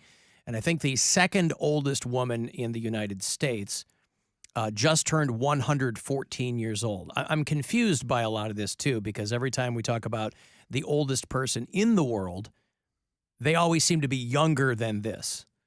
So, but this is a woman in Houston. And I don't know how easily you'll understand what she's saying, but they were celebrating her over the weekend that she turned 114 down there in Houston, Texas. It's growing segments of the population, nearly doubling since the year 2000, according to the Pew Research Center. There are now more than 90,000 centenarians in the U.S. alone. 90,000 people over 100 years old in this country. That's For so anybody who thinks that life is getting worse, people are literally living longer than ever. 90,000. There's simply no way to know how many years that is total. But 90,000 people in this country, over 100. That means if you're 100 and a day, and again, there's simply no way to know how many days old you'd be there. But a lot of them in this country. But an even more astonishing category are people who get to 110 and beyond. They're called super centenarians. And I want you to meet one super Houston woman who is now making history. My name is Ethel Williams Harrison, and I am 68 years old. My name is How old is she going to be next year? 69. Dorothy Mae Williams, and I am 94 years old. So now how old she is? Yeah, she had to look to her hand. I'm trying to forget. How old are you, Miss Elizabeth? Now, I am.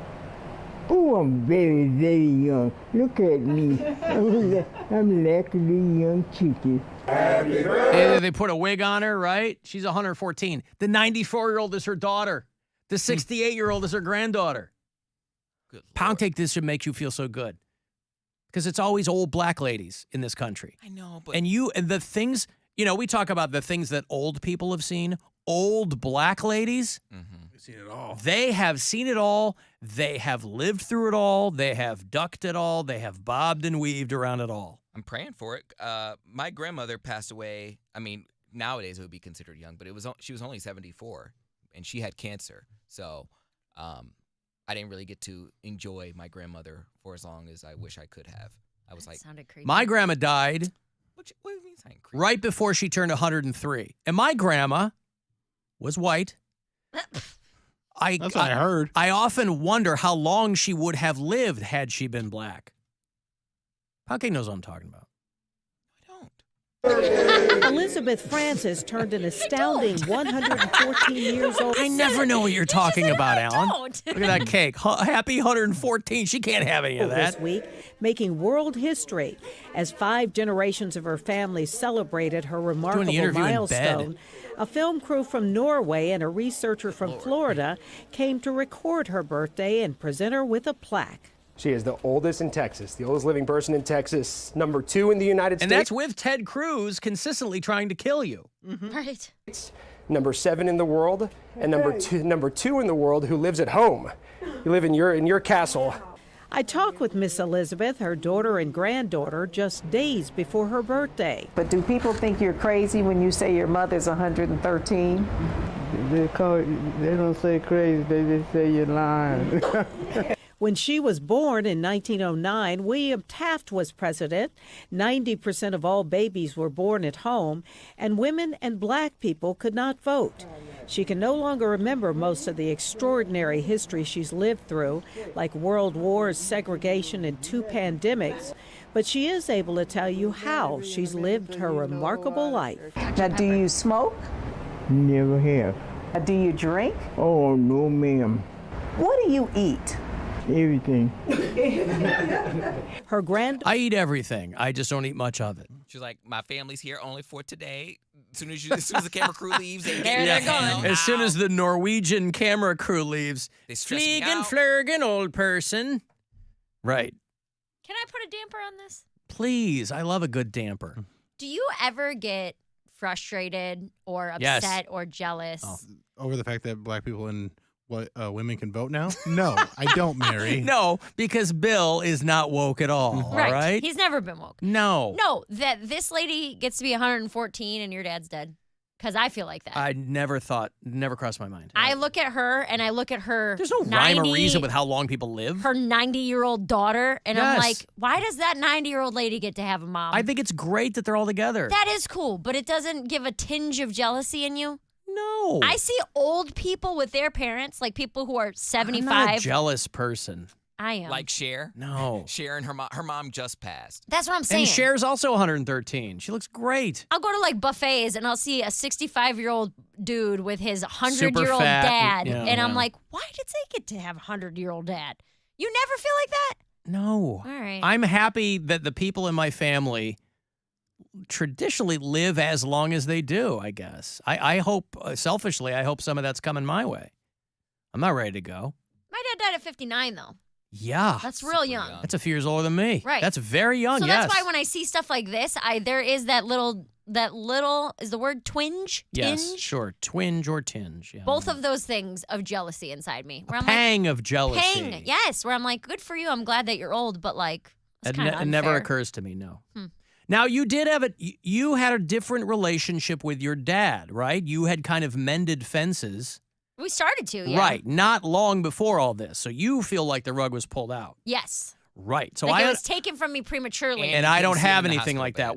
If anything, we got more time with my dad than we ever thought we would. Because it was like 2 extra weeks, right? No, Oh, because with he got his diagnosed with- diagnosis. Got yeah. diagnosed like in 07, right after I had moved back, and they were like, yeah, he's going to be gone by Christmas. And we were like, what? So we got 8 years and 2 weeks with him. Yeah. And for most of that time, you'd never know he was sick. It just, all the dominoes fell at the very last minute. So, but no, it wouldn't even occur to me to be jealous of somebody who was. Now, I don't know how I'll feel if I'm on my deathbed. And I just think about that a lot because I have a little kid. Yeah. So I'm always doing math now in my head because I have a 7-year-old. You're so bad at it. Do you want to be friends with my dad? Maybe he could be your dad for a while. No, I don't want a new dad. I want my dad. But Well, your he's dad's dead, That's what yeah, I'm saying. right. So when I see old people, sometimes I get mad at them. You get mad at old people. I mean, yeah, sometimes where I look Like at them, I'm like, Erica. man, why Yeah, do you have get that to in be common. old? Yeah. You get to be old and my dad gets to be dead. That doesn't seem fair. Yeah, but by the time you're 114, you have wanted to not be alive for 10 years at least, right? You're like, she's lying there in bed. There's no, No, I quality. get She that. just is I get still that. alive. There's no quality Right, of but life there. another 20 years with her dad would have been nice. Yeah, that's all I'm saying. If he could have made it to, I don't know, 65, that'd have Yeah. been cool. But again, There's never going to be a time where you're like, okay, he can go now. no, but maybe to But there would be. I think anything after 80. fend off that pang, you don't know what your relationship would have continued to be with your dad. You know guys might have fallen out again. I think about that too. Or if and when I get once famous. you stop gambling, that would have really hurt his feelings. No, that's what I was gonna say. Is that if and when I get famous, he would have spent all my money. Like make me feel bad and give him money or something. In or that case, guilted me I into it. will spend that money. You want to be my dad? I will spend money like your dad, just to make you feel like he's around. I think about my grandmother in like the aspect of how she would feel about like my sexuality and you know where I am religiously in my life. So Why? What's your sexuality? And where are you religiously? He's gay on both fronts. Why didn't you Gay for Jesus? tell me that you were gay? My grandmother was just like a real. She was from the South, a Baptist woman, and I'm curious to know how she would feel about. I don't think you have to be curious about it. I think you know exactly how she would feel. I know, but I can't. But the fact. Yeah, but you're that, still her grandchild. I mean, you my can. mom was religious. My mom still is religious, but she accepts me. A lot of grandparents are more open-minded about their grandkids than they were about their own kids. That's true for sure. Yeah, I'll never get that closure. I mean, it's a moot point now, but she passed before I was 10. Why didn't you come out when you were 9 to her? Actually, I think I did come out to my mom. I bet she knew. Psst, Grandma, let me wear your dress. You fairy. I remember one time. He's not a cross-dresser. He's a gay man. I remember one time she dropped me. There was On your head, I This was presume. back in the day where we used to go in the basement for thunderstorms, and she turned off all the lights, and she was carrying me, and we were running downstairs, and she tripped, and I fell, and she had me in her arms. Why did you go in the basement for the thunderstorm? Wouldn't that be like a And why flood would you turn the chance? lights off? That's what we did. Like when there was a thunderstorm, we unplugged all the electronics, turned everything off, and we went in the basement till it was over. Okay, at your grandma's house or at your house too? This was everywhere. Everyone I knew did this. This was a thing. Was that not a thing? I have never heard of this. Yeah, we would get in the basement for thunderstorms. We would turn off all the electronics and run downstairs. But that would be the first place that would be affected. No. Yes, in heavy rain, wouldn't it? Like your basement's gonna flood before anything else. We would get in the basement for It's thunderstorms. not a tornado. I think it was more for the lightning aspect of it. Probably. I don't know. I was a kid, but this is what I grew up with. You always supposed to turn off electronics and go into the basement. This But is what that's I was also taught. like before, like that's what you did before they had breakers. Like the 40s? Yeah, but like I've now that never they have heard My of that. grandmother breakers was born in 1919. Okay, Right, I but don't- the house wasn't. I'm sure it was up to code enough to have circuit breakers. Traditions, man. We run downstairs during thunderstorms. That's what we do. All right. And she dropped me. Good and for her. One time I took her dentures out, put them in the back of my tricycle, and took off down the street. I remember that too. Some of my earliest memories. Well, and I'm 35. My dad died when I was 15. Told Mary to shut up. Yeah, but that's No, I'm that's asking if you unfair feel the too. same thing. Right. That's. I'm sure you've had feelings like that. Alan, I agree with Mary. I feel jealous of people with their parents all the time. My mom died at 63. I was 38, and it's bullshit. Yeah. Yeah, you never know, man. I mean, Imagine having parents that you don't even like that much. You ever think about that? Yeah, you could still fix it. Fix what? I can't fix my dad. they're alive, but it's like they're dead. It's not like they're dead. It's just I don't know.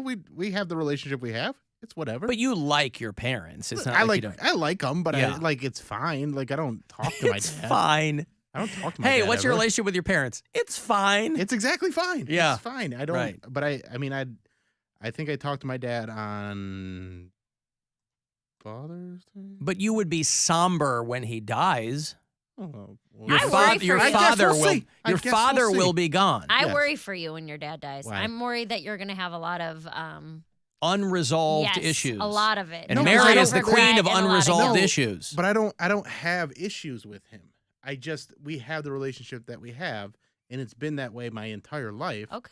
So I don't feel like there's like, oh, I need to reconnect with him, or because I never really had much Connected of a in the connection first place? So it's just like I get that. Yeah. it'll be. I don't want him to die, But when he does marry, but we'll see what the it'll be payout's fine. like.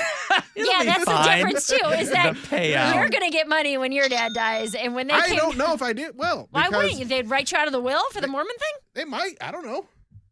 I didn't ask, and I'm not gonna go ask it and be like, "What's my cut?" Yo, am I still in there or what? Yeah, I don't know. Alan, you go to the basement because of a tornado. Tell Poundcake that. That's what I thought. That's what I said. Yeah. I've heard of that for tornadoes, but never for thunderstorms. Right. Okay, I've got to take a break. I will have those baby clock tickets for you. One of the wilder matchups on tours, Death Clock and Baby Metal. And both bands are going to be coming through to do the Agora on September the 6th. So we'll do that coming back. The Alan Cox Show. On our free iHeartRadio app and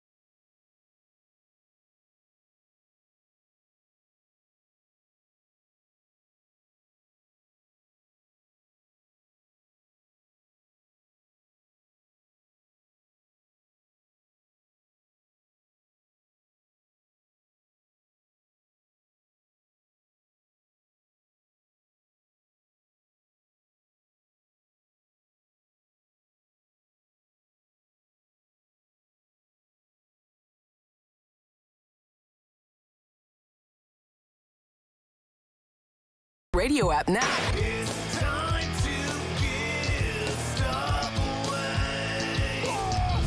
All right, couple of the wildest bands out there teaming up. The Baby Clock Tour. That is Baby Metal and Death Clock. You know Baby Metal, yeah? Those girls. Japanese metal. They're out there in schoolgirl outfits singing. And they got a killer band behind them. Co-headlining with Death Clock from Adult Swim's Metalocalypse. And support from virtuoso guitarist Jason Richardson. There's a lot to go around here. Tickets, info, everything else at AXS.com. The show is Wednesday, September 6th at the Agora. And caller 10, these tickets are yours. Good luck. 216-578-1007 or 800-348-1007. It's not every day you hear him complain about something.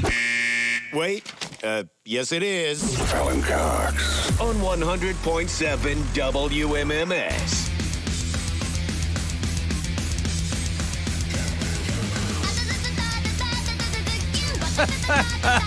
Talk about an acquired taste, boy.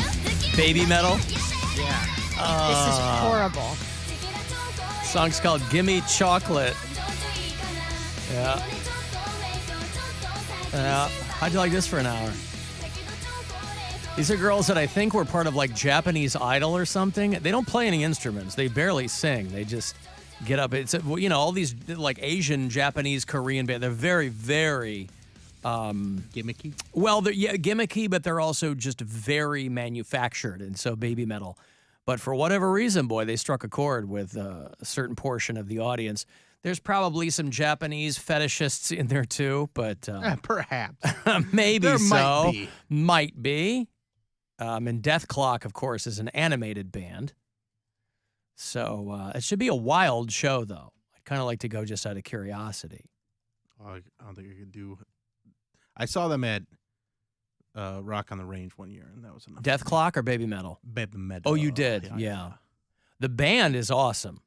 The girls just kind of run around and, you know, do their thing. But give it the talk on it. Hey, Eric. Yeah, hello, Alan. What's going on? Hate the show. Thank you, sir. So I got into a little bit of a dilemma the other day, and as a tastemaker of Cleveland, I was wondering if I could possibly get your opinion on this situation. Wait, you're calling me a tastemaker of Cleveland? You heard him. I would wow. say so. I guess it's the first time for everything. All right, what's the problem?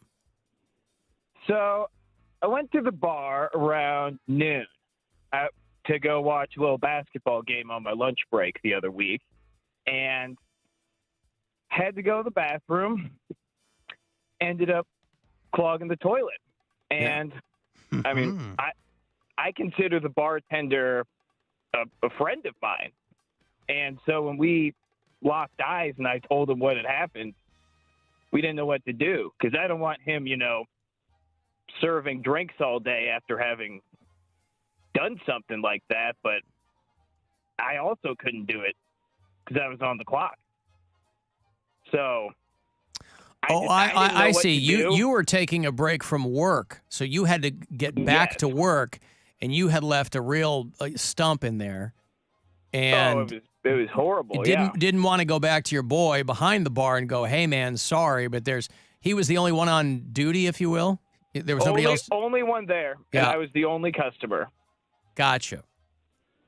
Mm-hmm. Well, then you weren't. Think I should have done. Then you weren't taking what him. happened? Then you weren't taking him away from other people. I mean, I don't know. No, but I don't want to know that. Like, I have his phone number, so I don't want to go through my life knowing he had to do something like that on his work day. You throw him. I was in quite a dilemma. Yeah, you throw him $50 for the trouble. And what did you do? Well, I went in there myself, and I was in there 40 minutes, and that toilet would not budge. And then I noticed 40. He timed these little pieces of plastic started coming up, and I'm like, that's not for me. Turned out a hooligan had stuck a bar of soap in a plastic bag and shoved it in that toilet, so it wasn't even my fault at all. Right. All right. So you did get it. You found the soap and unclogged the commode. Oh no, the toilet is gone. They had to remove it. Oh, because it got way stuck in there. Why would somebody Yeah, do that? there's no toilet there. People are bad. Well, then the silver lining is, Eric, you're the last person to poop in that bar's toilet. I didn't even think of that. It's exciting. That's my silver lining. You wanted my take? That's my take. You were the last guy to drop a deuce in that toilet. That's like the opposite of a marriage. That's like the end of something. Okay, I can live with that. All right, good. Well, listen, as long as you can live with it, Eric, I can too. Thank you. All right, there you go. There's Eric out in Summit County who I didn't know what I was going to tell him, but listen, it hadn't even occurred to him. Around these parts, one of our favorite shows is I Think You Should Leave on Netflix. Tim Robinson, of course. I like it. Mary loves it. Tim Robinson, who was kind of a non-issue at Saturday Night Live. He was there for one season, didn't get much to do. Might have been there for a couple. He was only there one season as a performer. I think they might have hired him as a writer. And then he got on camera. But between Detroiters, which is one of my very favorite shows, funny. but he was only on for a couple of seasons. It was him and Sam Robertson. Richardson and Robinson. And he's shown up a lot in I Think You Should Leave because they're pals. And for whatever reason, I Think You Should Leave is such a weird show that it's really struck a chord with people who are just into that weird, ridiculous kind of. It's not always funny. It can be very hot and cold with Very this show. cringy. But there's enough stuff that makes it good. There's a weekend sportscaster at WGN in Chicago, a guy named Josh Friedman. And you see this a lot where weather guys will pepper their reports with pop culture references. There's a lot of Baba Booies and things like that. But It was this very guy, popular with Sports Center back in the day, too, where they That's throw right. in little references when they were doing sports highlights. That's where Boom Goes the Dynamite came from. But this guy peppered his sportscast with I Think You Should. I'm not going to play the whole thing. I grabbed this morning, but here's some of it here. Preseason football, sort of like... Because, again, it doesn't mean anything to people who don't know the show. But to us, if you get the references, it's funny. Preseason football, sort of like a cosmic gumbo. Some plays almost move to the beat of jazz. Others more suitable for corncob TV than NFL films. But the Bears think this season is going to be a hit and not a coffin flop. Let's take out the Soldier Field where Baby of the Year Bart Harley Jarvis watching Justin Fields put on a show against... I hope you die, Bart Harley Jarvis. Again, these are all references that if you don't know the show, Bart Harley Jarvis was like a handsome Baby of the Year contest. He was like the that. bad boy in that year's contest. In the baby contest? Yeah, and he had a very flat back of the head. And watching Justin Fields put on a show against Tennessee, who tells the Titans defense, "You're not part of the turbo team. You don't run with us." He's zipping around like a metalloid maniac, fighting for the end zone. He finishes 56-yard score. Fields 3 for 3, 129 yards, 55 burgers, 55 fries, 55 tacos, and 2 touchdowns. 2 touchdowns. And 2 touchdowns. 5 burgers, also, 55 fries. It's that stat line for Justin Fields. He had 3 completed passes. I think he was 3 for 3. And 129 yards, but the air yards, for how far he threw the ball, was like 2 yards because they're both. He had 2 screen passes. Yeah, they got taken for like 50 yards. Yeah, so it's very very funny moments for him. You know who I met this morning? Who's that? Bernie Kosar. Oh yeah, Bernie's a great guy. How'd it go? Well, he and I both do commercials for QC Kinetics, and the QC Kinetics people were in this morning, and so we were going to meet them or whatever, and I got the word that they were down the hall in one of the other studios, so I stuck my head in. I didn't know Bernie was going to be in there. I didn't know what was happening, just that I was going to poke my head in and say hi. And Bernie goes, "Alan Cox." He goes, "Man, I'm a big fan of yours." And I'm like, "Really?" He just could not have been nicer. Oh, he's a great guy. Show's great. I don't know how I've never met Bernie Kosar before. I met him in a green room doing a show with Polk a few years ago, and we just sat and talked and just got to know each other a little bit. Yeah, we talked for a few minutes. Really nice guy and just like really personable guy. Very nice dude. So that was part of my morning. I love Bernie. We have bureau chiefs out on Long Island. If you listen to the show on iHeartRadio and you do it from out of state, tell me where you are. I'll make sure that you were back on our bureau chief map here. But way out on Long Island. Do you think Bernie's going to vote for Poundcake for best sports talker? Bernie, if you're listening, Cleveland Scene, go to the website. Bernie, if you are as big a fan of this show as you told me you were, screenshot it. clevescene.com, vote for Cody Brown, best sports talker. If we get the imprimatur of one Bernard Kozar, what could be better than that? Poundcake, what did Bernie Kozar do? What do you mean, what did he do? Like, who is he? He's a former football player, right? Yeah, what position? I'm guessing if he has notoriety, I'm quarterback. Yeah! For Good what, job, Cleveland's for best sports what talker. team? If he stuck around here, probably the Browns. That's why you should vote for him. Probably the Browns. Poundcake knew who you were, Bernie Bernie. Kosar was probably on the Browns. Or if he stuck around here, I can't imagine someone's like, oh, no, I played for the Seattle Mariners. The LA Rams and yeah. Wait. I decamped. Seattle who? The Mariners? What's the Seattle football team? Oh, wait. Russell, not Brandon. Because he's married to Russell Sierra. Wilson. That's how you know married to Russ. Sierra. Seattle. You know he's not with Seattle anymore, right? Well, that's how I know he was on that team, though. Yeah. White Hawks. Tell me. White Hawks. Seattle White Hawks. What is it? Why's it got to be white, Poundcake? You're close. It is. Hawks is in the name. Seahawks. Hey! Seahawks. Okay. Sports talk. Seahawks. What team is Russell Wilson with now? Hell if I know. That's right. The Topeka Halifinos. Yep. That logo is wild. It's part elephant, part rhino. You nailed it. Out there on Long Island, though, we got some bureau chiefs. Stop laughing at me, Bill. No, I'm laughing at I work seriously. Elefino. The fact that it's an elephant and rhino smashed together. Yeah. I'm not laughing at you, stupid. Alan made a funny joke. I'm laughing at that. The Little League Softball World Series was won by the girls out in Massapequa, New York, Long Island. They beat North Carolina 5-2. This was on ABC.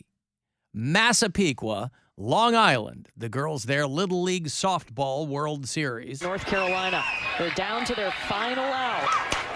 Up in the air, back to Olivia Feldman and the kids from the Empire State making history for the very first time.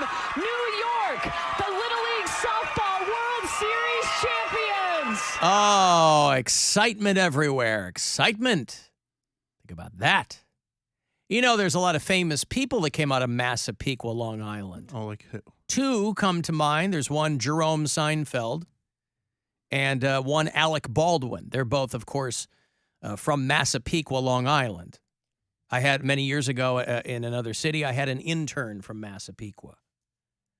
And it's out there on Long Island, and congratulations. By the way, right next to Amityville, Massapequa on Long Island, right next to Amityville. You know what Amityville is famous for, Poundcake?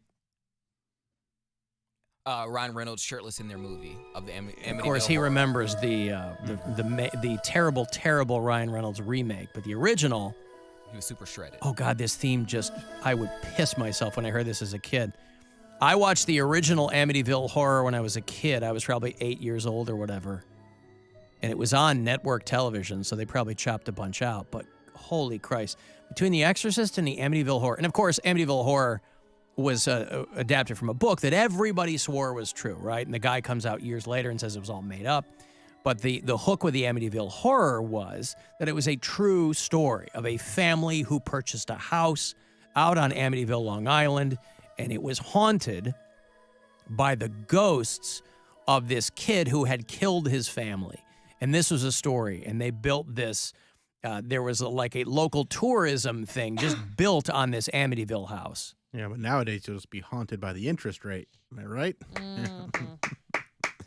And Bill Squire in Cincinnati next month at the Go Bananas Comedy Club. In Columbus, August 31st.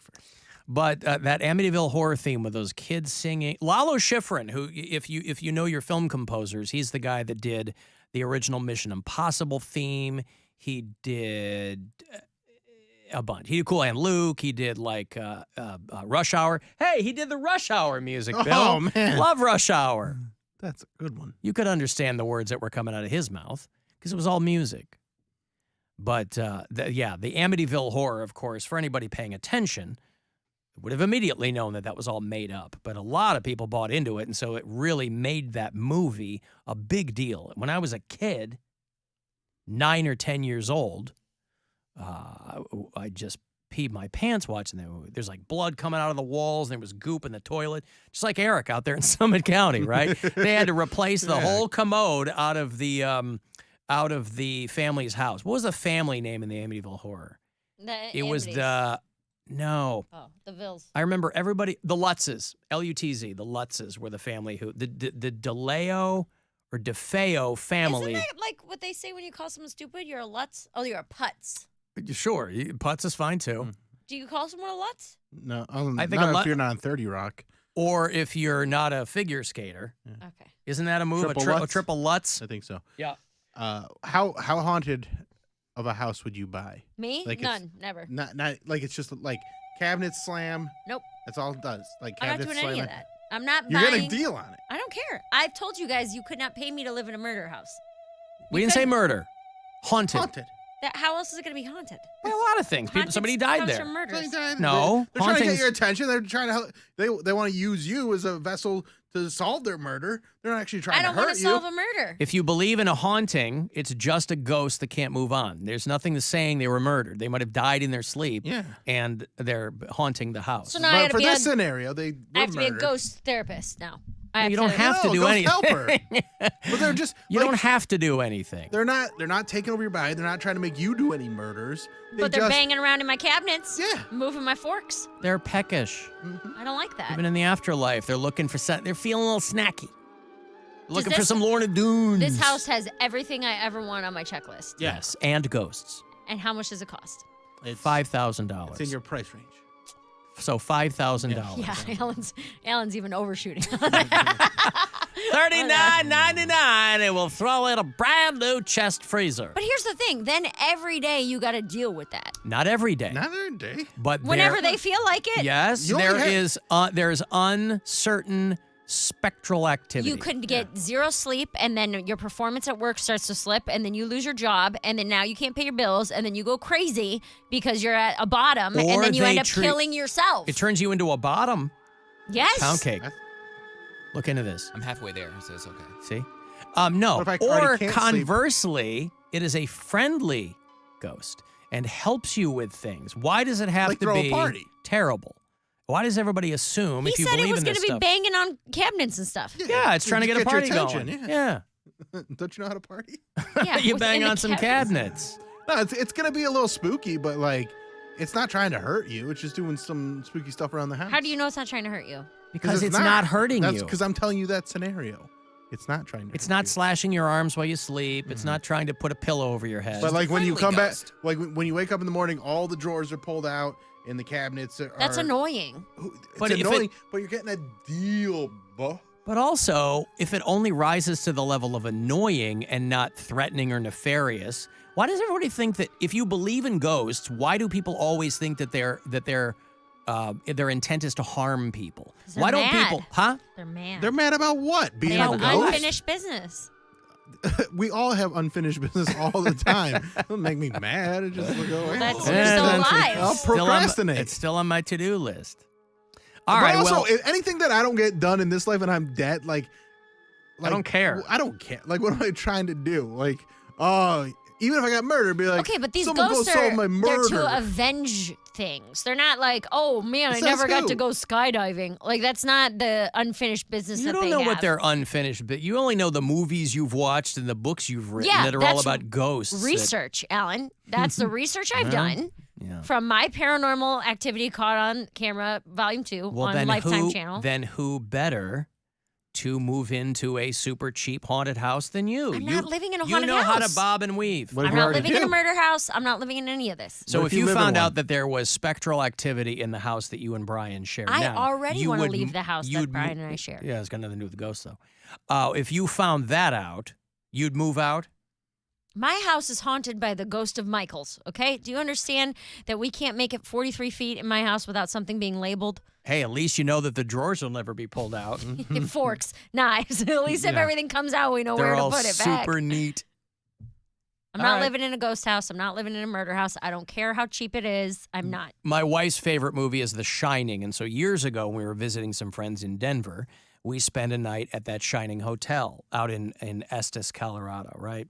Where it was, we stayed in the haunted room and all That's a this true kind story. of stuff. What's that? The We did stay there. That is a true story. No, yes. the movie. And so The we Shining's a stayed true here, story. and they love to tell you these stories about the hauntings in the hotel. It's the Stanley Hotel, and we stayed there and whatever. And I was like, ooh, tell me a story, because I'm playing along. And the guy goes, one of the ghosts is a ghost of one of the maids. And we had some guests come back, and all of their clothes were unpacked and put in the closet. And I'm like, that's helpful. That's not. Right, that's what I'm talking about. Maybe you'll get a helpful ghost. You should charge more for that. That's not scary. All of my clothes were hung up. I'm like, you don't know who you're dealing with, homie. That's my dream. Put that in the package. There's like the Yeah. romance package. There's the ghostly maid package. The OCD package? Yeah. All right, I got a break here. Want to send a text 35192, AlanCoxShow.com to watch, and we'll be back. The Alan Cox Show on 100.7 WMMS. And everywhere you go on our free iHeartRadio app. We got stuff. You want stuff. Win stuff. This week at WMMS.com. Register to win a pair of tickets to see Dave Chappelle live. It's a celebration. Friday, September 8th at Rocket Mortgage Fieldhouse. Get more info and register to win at WMMS.com. To school, to work, to doctor's appointments. Let's go together. RTA. It's the Chevy Summer Drive at Classic Chevrolet in Mentor. Shop Classic Chevrolet's high-quality inventory and special incentives like this great offer. Right now, you can lease a 2023 Chevy Equinox LT for just $289 per month. Charlie here for Classic Chevrolet in Mentor. Shop in person on Route 615 in Mentor or view their new and certified pre-owned inventory online at driveclassicchevy.com. Chevrolet, find new roads. 36-month lease, 10,000 miles per year, $2,995 cash or trade down plus taxes and fees. Offer rates 8/31/23. Your spark is all you need. And let's be real, you don't have time for smoke and mirrors anyway. So ditch all the pretentiousness and the lighter it rode in on with Blue. Blue e-cigs are available in a variety of satisfying flavors and nicotine strengths. Even better, it's odorless. When you're living unlit, you're comfortable being your true you. And no one will mistake ashtray for your signature scent. Blue. Get unlit. Warning, this product contains nicotine. Nicotine is an addictive chemical. Underage sale prohibited. Blue is a trademark of Font Molding 4BV. Copyright 2022. Fontum US LLC. Go vertical! Labor Day weekend at the Cleveland National Air Show, presented by Discount Drug Mart, featuring the U.S. Air Force Thunderbirds, F-22, Harrier, F-18, jet truck, display aircraft, and more. In the air and on the ground. Visit ClevelandAirShow.com. In celebration of Conrad's 38th store opening in Canton, get up to $375 back when you buy a set of 4 eligible Goodyear tires when using your Conrad's Goodyear credit card. Blue Falls and Conrad's, keeping your car clean and safe on the road. Get a home run deal at all 4 Ken Ganley Kia regional superstores. Choose from over 600 new Kias in stock with discounts up to $5,000. That's $5,000 off. Or take your choice. New 2023 Kia Forte LXS, Soul LX, or Seltos LX. $199 lease per month. You heard right. Just $199 a month for a Kia Forte, Soul, or Seltos. These 36-month leases have just $34.95 due at signing. 10K miles per year with no security deposit required. We're making deals on over 600 new Kias at all 4 convenient Ken Ganley Kia regional superstores in Medina, Mentor, Alliance, and Boardman. Or visit us online at KenGanleyKia.com. Tell them McKinsey sent ya, because I want to see ya in a Ken Ganley Kia. Example 5,000 dealer discount off MSRP on a 23 Nero EV Wave. All offers plus tax, tag, title, and dog fee unapproved. Credit through KMF expires 9/5/23. A new option in 5G home internet is now at Metro by T-Mobile at a price you'll love. And word is getting around. Welcome to Metro. How can I help you today? Hi. I hear you can get 5G home internet for $20 a month. That's right. You can. Wait, why are we whispering? It's too good to be true, so it must be a secret. Oh, it's no secret at all. 5G home internet at Metro is only $20 a month for eligible customers. There's no annual contract or credit check and no price hikes ever. Plus, it only takes 15 minutes to set up. Are you serious? Yeah. Get 5G home internet, now $20 a month with autopay for qualifying affordable connectivity program customers on any phone plan. No annual contract and no credit check. Get to a Metro store today. Price lock exclusions like taxes and fees apply. Limit 1 ACP discount per household. Visit metrobystmobile.com/ACP for eligibility info and details. Check availability for home internet. Gateway purchase required without autopay. $5 more. Why choose Mr. Hero? We have one word for you, Roman Burger. A burger so unique, so delicious, and only available at Mr. Hero. Top chef Michael Simon quoted the Roman Burger as his favorite food vice. And according to Cleveland Scene, eating a Roman Burger is one of the 30 best decisions you can make. The next time you're deciding what to eat, head on over for a Roman Burger. Your taste buds are gonna love you. I crave the hero. Mom, Dad, you should shop Amazon for back to school and save some money. See, I'm currently obsessed with superheroes and need all the superhero stuff. Superhero lunchbox, superhero backpack. But next year, it'll be something else. Maybe dinosaurs? I don't know. I'm not a fortune teller. But I can tell you not to spend a fortune and shop low prices for school on Amazon. Okay, good chat. Amazon. Spend less, smile more. Hey, K.O.B. You got what I need. Kia Bedford's got what you need. Make no payment for 90 days on your new Kia purchase and get fast and easy online credit approval. Go now. KiaBedford.com. Deferred payment applies to remainder financing. Hun, looks like the neighbor's kid hit a home run into our windshield. Better call the insurance company. We have the one with the leopard mascot, right? No, it's a tiger. Doesn't it have spots? A cheetah? Maybe it was Stripes. With some insurance companies, you get a mascot. With NJM, you get a dedicated rep whose top priority is you. Just called them. It's a cougar, and we're not covered. No jingles or mascots, just great insurance. Visit NJM.com for a quote. DQ presents how to fancy up any occasion. Step 1, grab the caramel fudge cheesecake blizzard from DQ. Step 2, break out your fanciest sweatpants and park yourself in your comfiest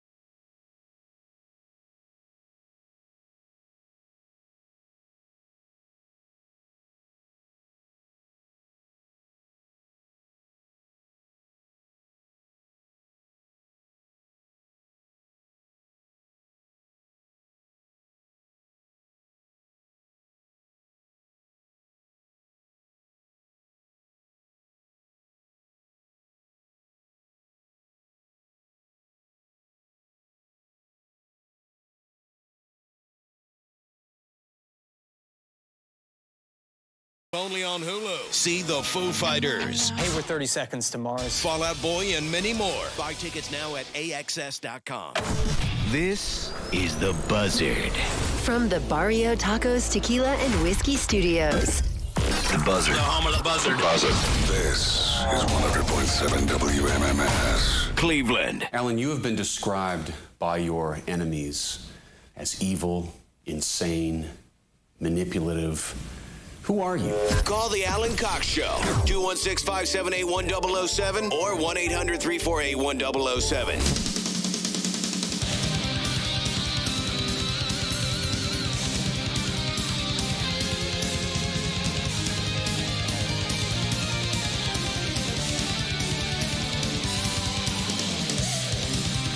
$35192. You want to send a text. If you listen on iHeartRadio, you can always leave us messages with a talkback button there.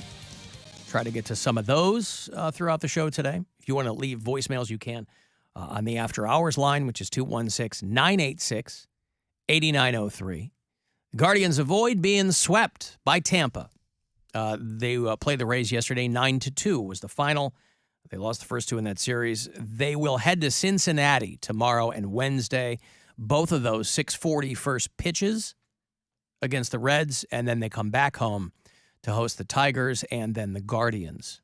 The Dodgers. Guardians will host the Guardians in 2 weeks. Interesting. It's going to be very exciting. Somehow still lose the series.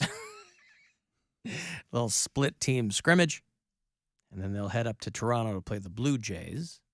If you are watching our live stream at AlanCoxShow.com, you are doing it with the help of Dorney Frindelheim, who's assisting back there in the video department. I shouldn't say that. You said they work remotely. Mm-hmm. From Parts Unknown, I guess, is what they're doing. Got to keep them safe. Yeah. People want to kill our video assistants. Why is that? I don't know. People are just violent like that. They get jealous. I think a lot of it has to do with jealousy. That's what it comes down to. Alan, they want to make them the ghosts, and then those ghosts can haunt Mary. Well, people are asking, would Mary live in a house that was haunted by her dad? No. No. He's mean. I'm sorry? He's not a nice guy. Your dad? Yeah. He's super rude and sarcastic and racist. I mean, that'd be the way. But that's the dad you miss. That's the dad that put you in therapy. That's the dad that I'm currently in therapy trying to amend my feelings over. Well, you're in therapy because he died. Yeah, I know that. Well, so. But I feel like he'd be a ultra mean ghost. Why? He would still be your dad, and you're his daughter. He would be my dad, but he'd do rude things. Why? Because he did that when he was alive? Yeah. Okay, but at least you'd be able to have some kind of conversations with him. Can he talk back? Or yes, is it just ghost stuff? I mean, I think that's implied. I don't know. Maybe. Sure. My dad can haunt my house. What was that terrible David Harbour movie? Oh, We Have a Ghost? Is that what it was? David Harbour? I didn't see that one. In a book. I think my favorite ghosts are the Frighteners ghosts. I like those ghosts. Where they help Michael J. Fox. Yeah, they help him scam people. Yeah, right. What if your dad in the afterlife was, what if he was a little different? What about him would you need to be different? Do you think he'd be a different kind of racist as a ghost? Like, he's like, oh, all these blood walkers out there with their bodies. Oh, maybe. Not my He's type. racist against What's up, all meat humans? bag? Against, people that are alive. Maybe. I don't know. Maybe I would let my dad haunt my house. I thought he felt bad about being the racist. He felt bad the one time when he called in and was racist on air, and then everyone Because he was heard publicly. And then everyone called him racist, and he was like, "I'm not racist, am I?" And I was like, "Yeah, Dad." So he had a little bit of a remission, a racism remission, if you will, and then it like after 6 months, it went back to what it was. I'm in my house. I'll tell whatever jokes I please. That is true. Kind of stuff, if you are in your own house, you can tell whatever jokes you I'll want. uld use whatever words I like. Okay. That's what right. words is he using? What do you think he's using, Bill? Man. What words do you think he would be ashamed to use in public but use at his own house? You dummy. No, I know. It's not dummy. The same one Bill uses in the comfort of his own house. Right. Nincompoop? Yeah, that one. Yes. All these nincompoops don't want to work. Yeah, right. Out here collecting free government money. You nincompoop. Meanwhile, he was also doing the same thing, right? No. He didn't collect. He didn't collect government money? No, he was on He Disability? got laid off, and then I think it was on disability. Isn't that government money? No, because he needed it. Oh. He's like, I'm willing to work. Duh, Alan. Oh. Other people don't need it like he needed Like it. the people with the signs, get your government hands off my Medicare. Right. Do you talk about him being racist with your therapist? No, we don't really talk about that. More about our bad relationship. And mostly about gambling. That's really what it comes down to. I think it's his bad relationship. I think you're great, and don't worry about what he thought. No. You got it all figured out. Yeah, exactly. Yeah, so stop worrying about it. There, fixed. Yeah, thanks, Bill. Appreciate Hey, that. you saved a lot of money. You know, you know Just what? calm down. Just calm down and smile. I'll call and cancel my appointment on Wednesday and be like, I paid my coworker $70 to tell me everything's fine. So. Oh, I'm way more expensive than that. Oh, really? Yeah. Well, But I can't afford you. We can start there. Venmo me Well, 70. it's $70 for an hour. Bill has multiple degrees. And so we've he been would on the need to- air for. No. All The these advice hours. just started in like the last 6 minutes. I mean, it's a process of building up to getting to the point where you're at least open to hearing the advice, because most of the time you don't want to hear anything I'm saying. So Yeah, that's it's true, a though. process. Yeah. You know where you get that? Your dad. Oh, thanks. See, look, you're killing it. I know. You're just like him. Mm-hmm. Oh, wait, to use that word when you're at home? No. Okay. No, I was saying you're telling me I'm like my dad when I don't listen. Mm-hmm.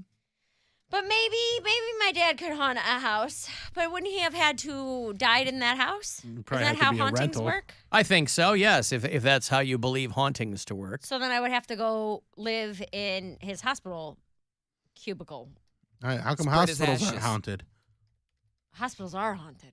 Haven't you seen a scary movie? Like, There's always they're creepy always stuff. abandoned ones that are haunted, but never like when it's up and running. You ever spent the night in a hospital? You hear crazy thing. Oh. Yeah, that's alive people. You don't know that. Is that what? Oh, that's what you're hearing? Yeah. Clanking around. Well, it sounds like they're milking Mr. Johnson.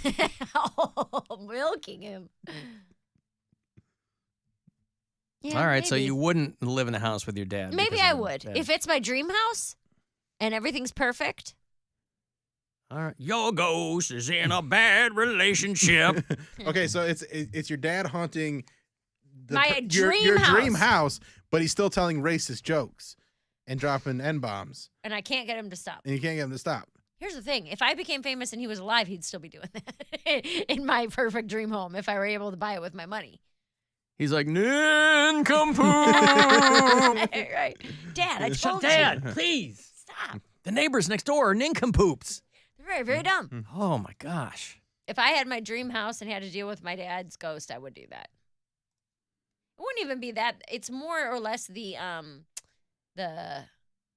condescension that it would be bumming me out. Mayor, what are you doing? The condescension from your dad? From the ghost dad, yeah. Disagreeing with all my choices. Yeah, but so what? I mean, you kind of got to consider the source, right? I Right. mean, that's what people tell you. They go consider the source. Yeah. It's not like he was a bad choice maker. I mean, So- condescension so, like, why is give him all rooted in a this feeling of credit? superiority. Your dad couldn't possibly have that over you. No. Who but did it he was feel superior to? Everyone. Yeah, but that's, I mean. Nincompoops. Nincompoops. No, but okay. But it wasn't rooted in reality. I mean, No, just- it's rooted in insecurity. yes. 100%. We are getting somewhere today. I'm not saying anything I don't already know. I know where all these things came from in him. You're asking me if I would live with the ghost of my father as he was as a living person. So then what do you miss? I miss the good times we were forming. We only had like 6 months of good Right, times. but if he's still the same guy, then those good times came with all the other baggage. But he didn't act like that when it was just me and him.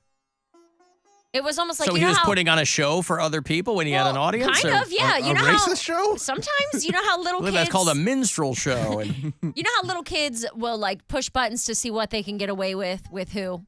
That's kind of how my dad was. yes, Like, that's what little kids do. That's a Well, very juvenile way to conduct yourself. my dad knew in certain company he could throw around words or tell certain jokes or do things like that. Who's this company that was like, yeah? A lot of my family, Bill. Have you listened to anything I've ever said about my family? But I can't believe, like, I know one of your sisters is in an interracial relationship. Yeah, not that one. Yeah, but like, but there were no nincompoop But all jokes around him. Or when they were around. So, like, who? Like, your brothers are fine with this? Because I know your younger sister's definitely not. Well, yeah. Well, the MAGA brother definitely is. Yeah, I mean, they don't think that's a bad word to use. They don't think those jokes aren't funny. They are like, everybody needs to lighten up. There's white nincompoops, too. Yes. Well, they use the word. Why can't we? Everybody's, you guys, stereotypes are real for a reason. They came from somewhere, didn't they? So what if if your dad's ghost just distilled all the good positive things, you'd be fine with that. The cabinet opening and him, rifling through your medicine cabinet. I don't want him rifling through anything. Is the thing. Oh, he's gonna watch you. I'm starting to wonder how much you really miss your dad. These ghosts. We're giving him to you in a number of And I'm saying permutations. I would have him live there. But this is branched off into like 400 other things. No, I'm saying if you got the good stuff out of your dad's Yes. ghost, you'd be fine with him haunting your house. Yes, that'd be okay. If he was like chill. What if he was doing nincompoop jokes in other rooms with other people and you weren't in there? You didn't know about him. Yeah, they're running Well, there. if I don't know about him, I can't be You're running in there mad. with Sage. Get out of here, Dad. Burning the sage at him. But you That's hear, gonna help. but you hear other family members. cleansing it, yeah. When other family members come over and you hear them laughing, you know what's happening in that room. The unfinished business is to cure your dad's ghost of his racism.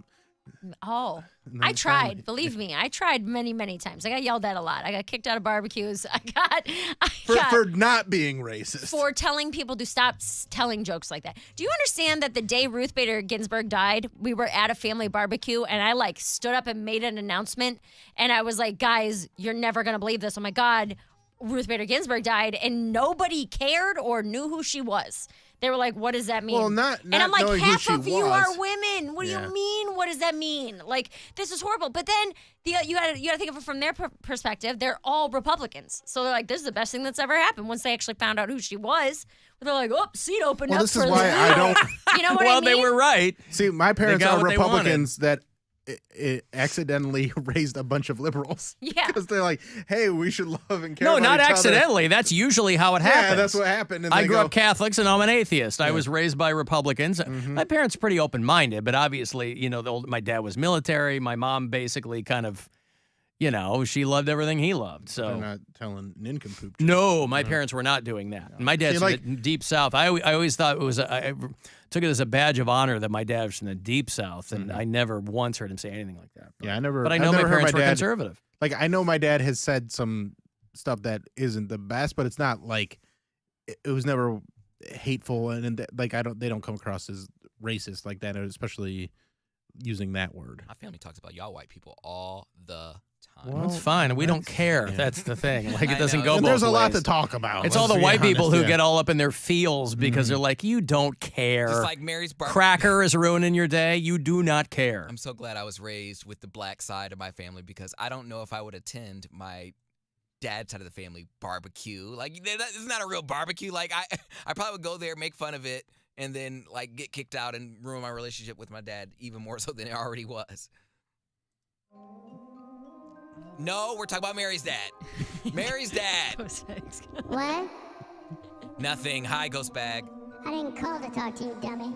Oh. I mean, I didn't call at all. I just showed up. I don't call. I mean, what? No, I heard Mary talking about her dad, and I was like, what if I showed up and pretended to be your dad? You could be my daddy.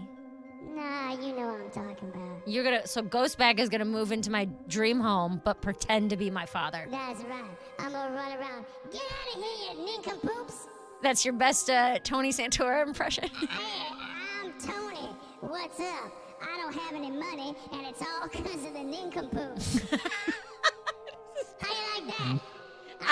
I'm big and fat, and I wear funny t-shirts. Yeah, you're nailing it. Okay, but what about the good stuff? What about the loving stuff? Like, are you good with kids? Mary, I miss you so much. Yeah. Yeah, and stuff like that, and all my grandbabies. He loved his grandbabies. I love my grandbabies. Could That's you right. be? As long as they're not hanging out with nincompoops, I love my grandbabies. Could you be? Could you be like jovial and play Santa Claus for the children? Absolutely. Give me your best Santa. Come sit on fat. Come sit on my lap. Do you have a lap? Yes, I have a lap. Shut up, Bill, is it? Yeah. Shut up, Bill. I'm just curious. Yes, I have a lap. That's right. I mean, you'll fall right through, but that's whatever. Okay. Would you still be able to do the fatherly things he did for me, like hold me when I cry? No, because I'm immaterial. I can't hold you, but I could. You can make her cry. I could give you a hard time for devoting your life to being a performer. That might make you feel at home, right? That would definitely, that would strike a nerve. I say, hey, man, it's your dad. What the hell you doing leaving college, you big dummy? Guys, I'm going to cry. See? I'm doing it. Yeah, you're making me feel right at home. All right. Could you... Maybe eat a pound cake. You know what? If this works out with Mary, it's sayonara, sucker. Oh, no, please don't go. No, I'm just kidding. I'm still gonna watch you whack off. You've been busy lately. I go back and forth. It'll be like, Are you going to pretend to be my dad while you're watching Cody as well? No. Okay. I can't. I haven't learned how to be in two places at once. I can't, so I have to be in the spot. Got it. I can't just, no. But it gives me like a nice little vacation thing, you know? When I get sick of you being your dad, I'll go see Poundcake whack it. And when I get sick of that, which I never do, Poundcake. It looks good. Let's not get ahead of us. I'd come back and pretend to be Mary's dad. I go, hey, I'm back. Where's all the nincompoops, man? Where's my disability check? Where's my disability check? I learned to do it. I'd have to learn. Okay. What's your disability as a ghost? I'm too honest. Oh, that's what it is. That does sound like your dad, too. He got laid off. Yeah. I can't keep me on. Well, that was one of his big quotes was I'm not racist. What's the other word that I'm not bigot? No. The other I'm not fat, I'm big boned. Oh my god, the other word for like profiling people. Prejudice. I'm not prejudiced. I hate everyone equally. That's what my dad would say. Yeah, but he didn't hate everyone equally. Correct. Okay. He just hated all the nincompoops. All right. I don't like stupid people either. I'm with him on that. I don't like dummies. Like Poundcake, he's a big dummy. Poundcake, you gonna be home tonight, by the way? I am. All right. What time you gonna be? After the show, like 6:30-ish. Oh, and when are you gonna settle in? Oh no, I'm gonna eat a little something, you know, and then maybe like 9 o'clock in my bed, all cozy. Oh, I'm gonna come by. I'm gonna hide behind that Jared Kushner book. You'll never see me there. Come see me. This big hot dummy. All right. Bye goes back. My dad had good qualities too. Okay. No, absolutely. I'm just when you were still like, a I don't loving want dad. to live in a house that my dad was haunting. I mean, I think we were just trying to kind of get to the bottom of what it was you would not want to see return. Those are the in things. any form. That's what I would like to see not return in any form. Gotcha. The loving part would be great. Of course. The fun joking part, awesome. Who doesn't love that? Yeah. Yeah. That'd be cool. Okay. Well, listen, it's purely theoretical, and of course, ghosts aren't real. And my dad didn't he didn't die in my dream home. So therefore cannot haunt there is it. that too. I think that's the rule. I don't know. Seems to be. In popular culture, it seems to be the rule. That they're stuck where they, I watch the show Ghosts. I know all the rules. I'm going to break here. I'll have those. Labor Day is coming up, and with it comes the Cleveland Air Show. If you want to get yourself out to the Air Show, I think I got a 4-pack of tickets for you, presented by Discount Drug Mart. It's all Labor Day weekend at Burke Lakefront Airport, so we'll hook those up coming back. From the Universal Windows Direct Weather Center, WMMS Weather. Showers and thunderstorms tonight down to 65. Tomorrow, more showers and thunderstorms, a high in the low 70s. Wednesday, mostly sunny, high in the upper 70s.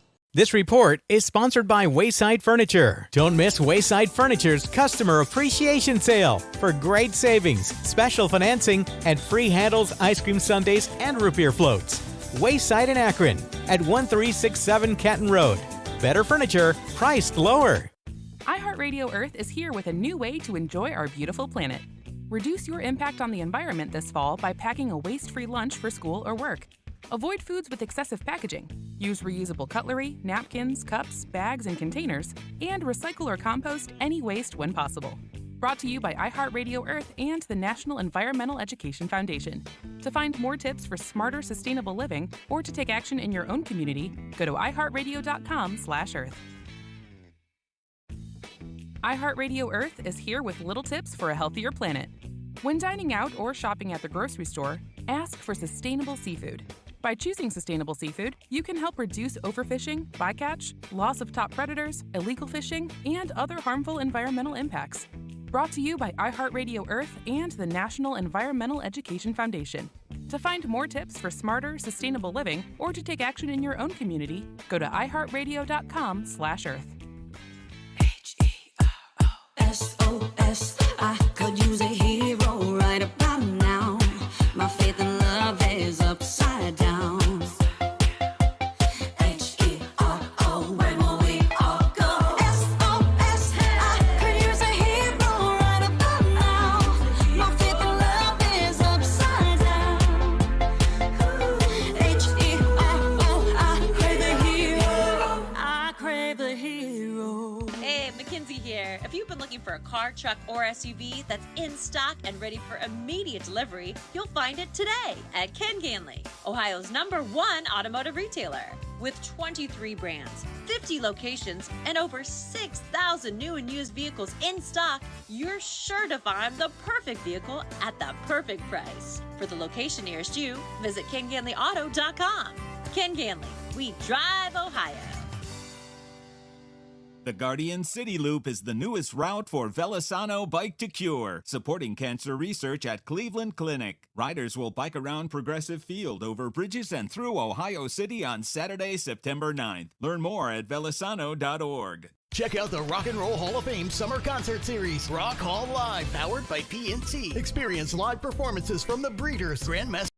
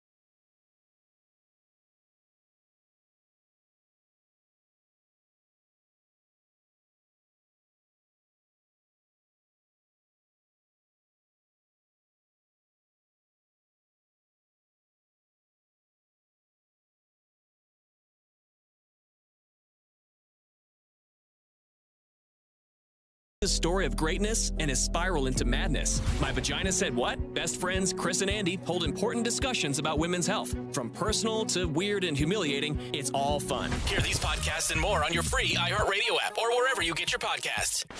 It's time to give stuff away. Hey, hey, it's free stuff for you. All right, Labor Day is fast approaching, and with it, the Cleveland National Air Show is back, presented by Discount Drug Mart.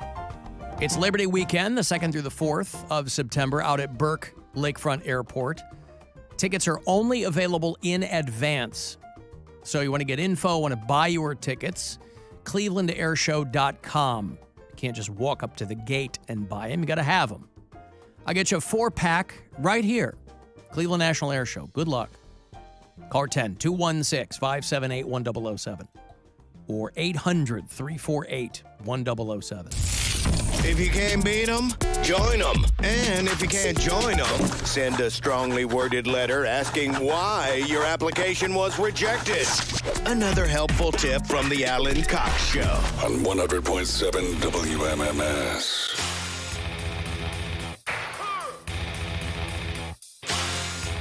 You saw that video from that air show outside Detroit where the two dudes pulled their chutes and then the plane crashed? No, that's crazy. It's pretty wild. They didn't Was get that hurt. part of it? Huh? Was it part of it? I don't think so. Hopefully the Cleveland National Air Show will go a little bit better, but I heard from Paul, who's one of our bureau chiefs in Ann Arbor, and he moved out there towards Belleville, and he's like, that crash happened like 20 feet from my balcony of my new apartment. Wow. Hopefully he was exaggerating, but another wild piece of video, too, are these flash mobs of people just tearing through this mall in L.A. Canoga Park is like way northwest of downtown L.A., but I don't know what security guards do anymore because it's usually against corporate policy to stop anybody from stealing anything.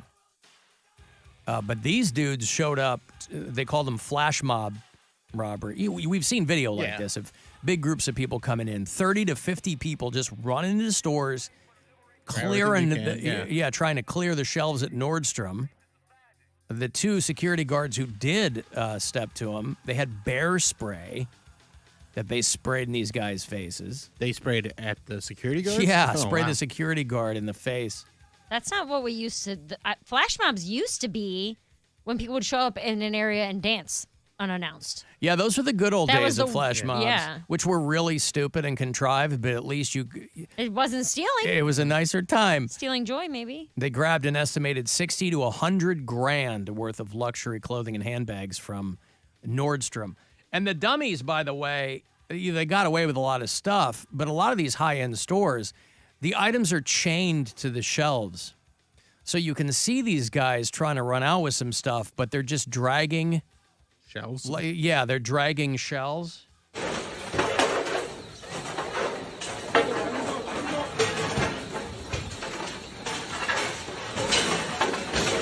they're like everybody's on like a hoodie and a mask and everything, and they're just pulling down these shelves, but as they're running out, they're just dragging these shelves before they don't want to let anything go. But they're grabbing handbags and luggage. Wire cutters or anything? That's what I thought. Yeah. Be prepared, man. You know, have bolt cutters. They gotta put those handbags somewhere, so it's good to have the shelves. So it's pretty wild. Come in handy Just a after all. box cutter, something. Come prepared. They're just dragging them. Yeah, they are. You know, so yeah, I don't know what you do about this.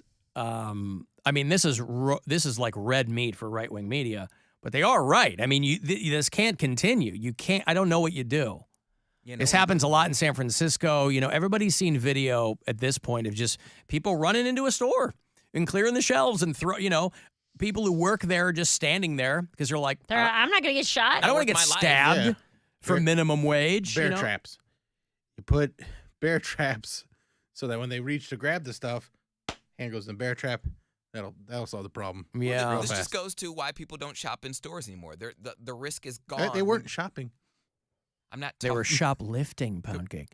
But these are the kind of clips that they're going to use for like, this is Joe Biden's America, right? Those are the clips they're going to use. Somebody's got to figure it out. I don't know what it is, but I don't know what the answer to it is, but you see the word electric fences. You see the word brazen being used a lot in stories these days. Well, listen, they're testing, we've talked about, they're testing that Walgreens store in Chicago, because that's where they're based.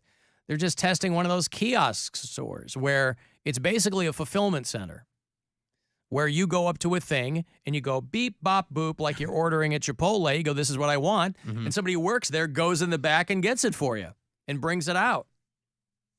So there are no shelves to clear.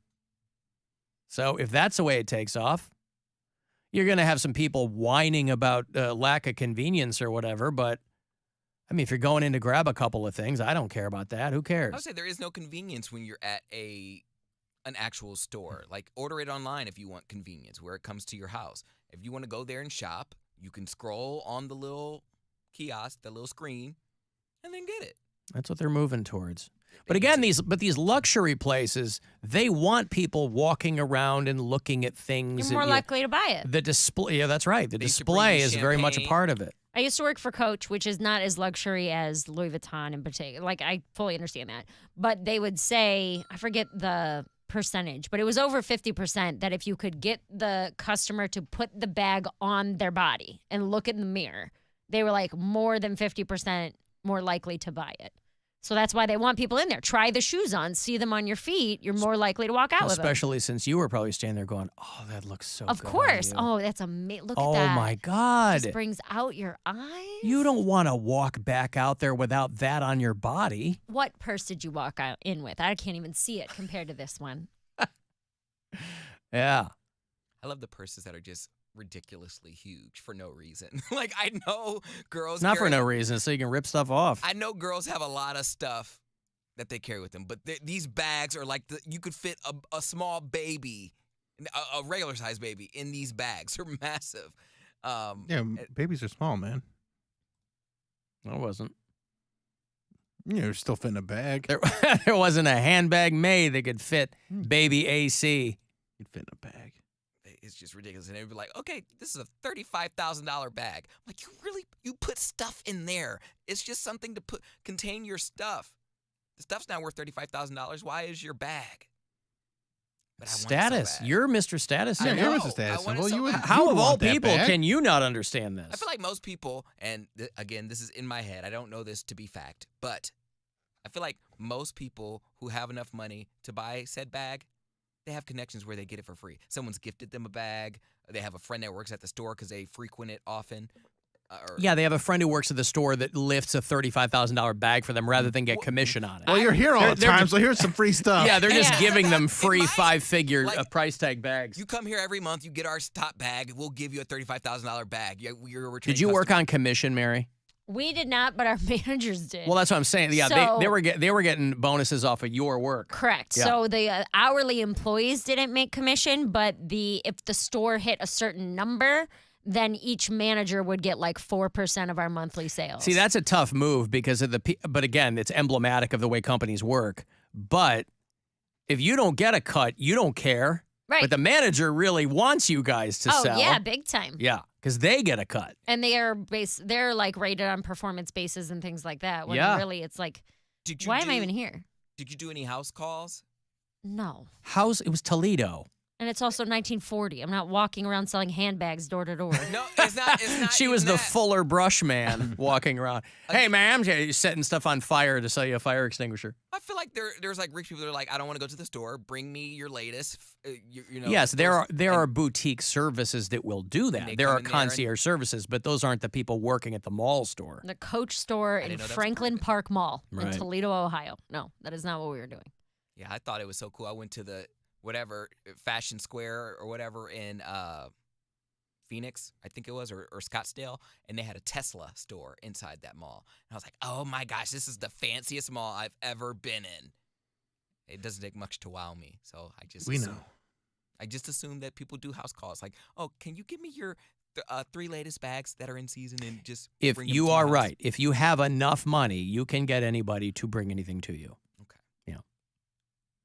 Hey, let's send you to Vegas with $1,000 all Yes, this week. please. Still more trips for our iHeartRadio Music Festival. This is Foo Fighters and Fall Out Boy and Lenny Kravitz and 30 Seconds to Mars and Sheryl Crow. Public Enemy.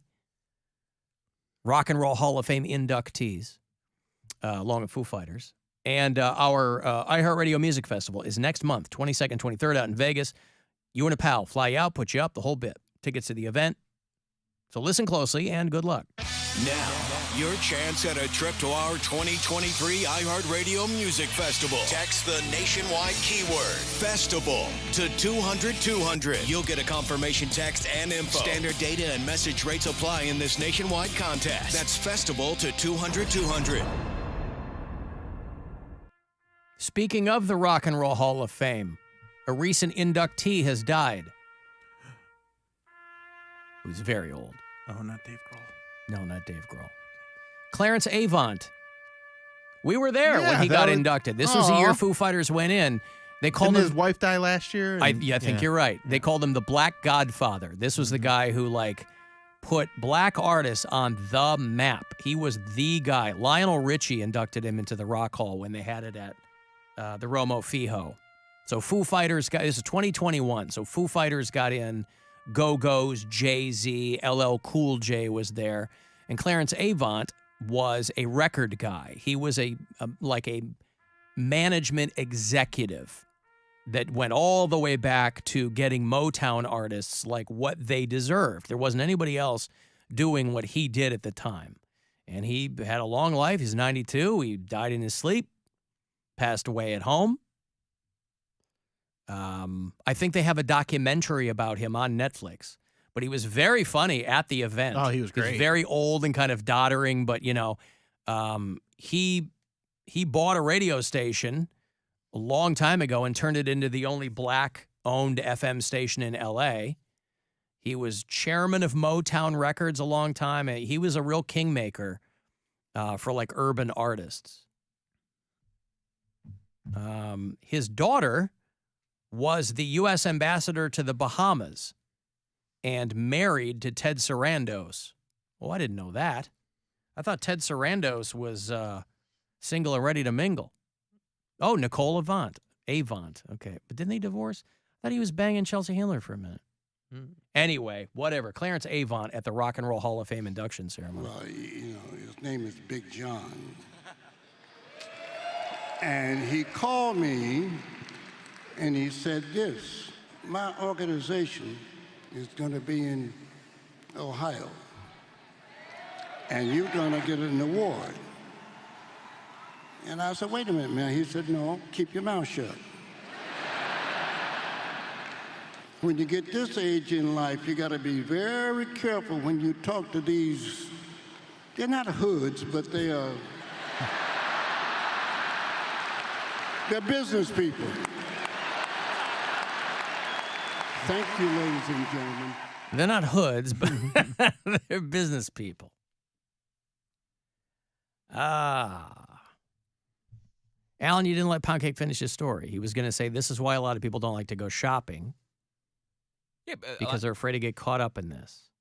Yeah, why deal with all of this, the possibility of this happening when there's no risk getting it delivered to your door? But people's stuff gets stolen all the time when they get it delivered. But you're not going to, it might get stolen, but you're not going to deal with someone possibly getting shot or stabbed or getting stuff ran over because a mob of people came in. The thing is, though, most people can't afford concierge service, and people can't just shut their lives down because anything can happen anywhere. You see the video of the house blowing up outside Pittsburgh? No. Holy piss. From what? Okay, Plum is a suburb of Pittsburgh. It's about 30 minutes up the Allegheny River, northeast. I dated a girl who lived in Plum. And nice town, maybe 30,000 people, right? This was a relatively new development there. And they're still trying to figure out, unless there's been some recent update today, they're trying to figure out why this house exploded. A guy and his kid were neighbors. They were just over to hang out. They're both dead. The family's dead. I'll show you the video here. The house, this was caught on somebody's Ring camera. The house just blows up in the background. damaged a bunch of other houses. I think the houses near it were like consumed in fire Is this by meth? it. I don't know about that. This is an upper middle class neighborhood. Maybe You could be gas. right. Upper I think middle class people do meth.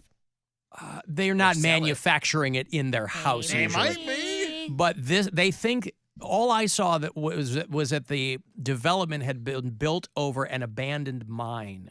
Oh, great. Okay, so here's this video. Watch this. Left-hand side of your screen.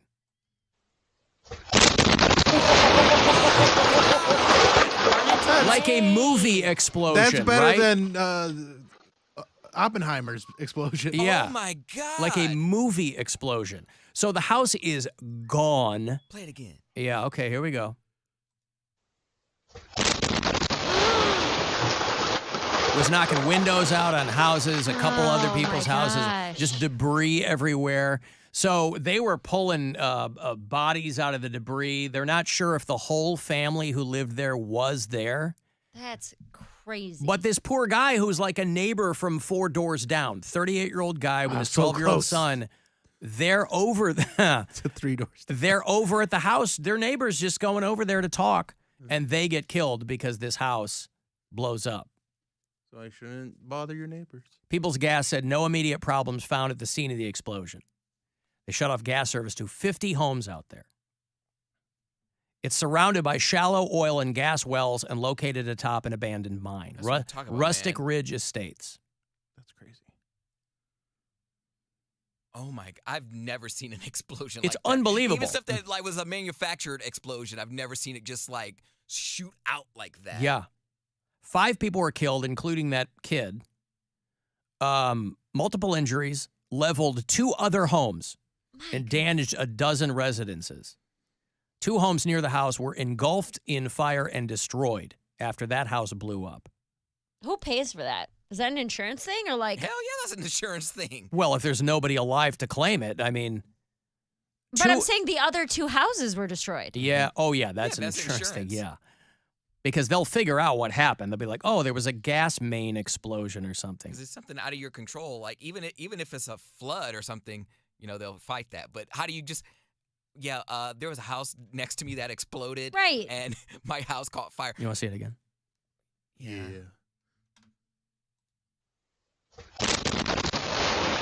Here's the video. It's proof. Yeah, it's crazy. Yeah, on a ring camera of a neighbor like 10 houses away. Mm-hmm. And you can see like her house rattles, the signs fall off their porch or whatever. Wow. It's crazy. So anything can happen at any time. So yeah, people aren't going to shut their lives down because some flash mobs are stealing some, rich people purses. Because the people who work there sure don't care. They just don't want to get hurt. Yeah. And it really didn't look like, I don't know what time of day it was. It wasn't like the area was Wasn't full of busy, shoppers. yeah. Right. It was pretty much empty. But I bet you once they start hearing people or seeing people, a whole group of people come in, What they're they like, should oh, do- I know what's up here. So Okay. that'll just be a new part of shopping in America. Slippery floors. So that when people start grabbing stuff, they just shoot oil onto the floors. And then if they can make it out in that situation, you earned the bag. Covered in butter. Yeah, whatever you still, you got canola oil all over it, and Mm-hmm. you've completely decimated its value on the black market. Oh, boy. All right, I've got to take a break. You want to send a text for anything, 35192. AlanCoxShow.com. You can watch the live stream there and listen wherever on the iHeartRadio app. Get ready to win your way to our 2023 iHeartRadio Music Festival and $1,000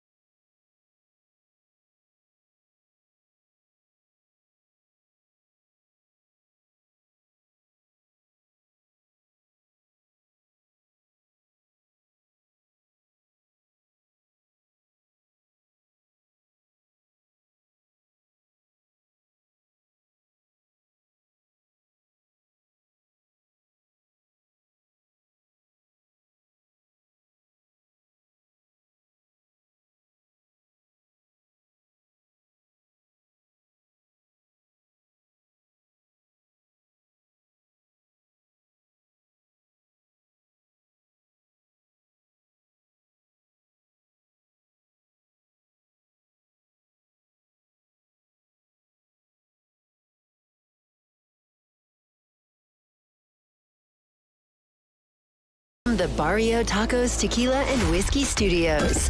The Buzzard. The home of the Buzzard. Buzzard. This is 100.7 WMMS. Cleveland. Call the Alan Cox Show. Is that what you want to do? Think about it, Alan. Once divorced and a broken man. 216-578-1007 or 1-800-348-1007.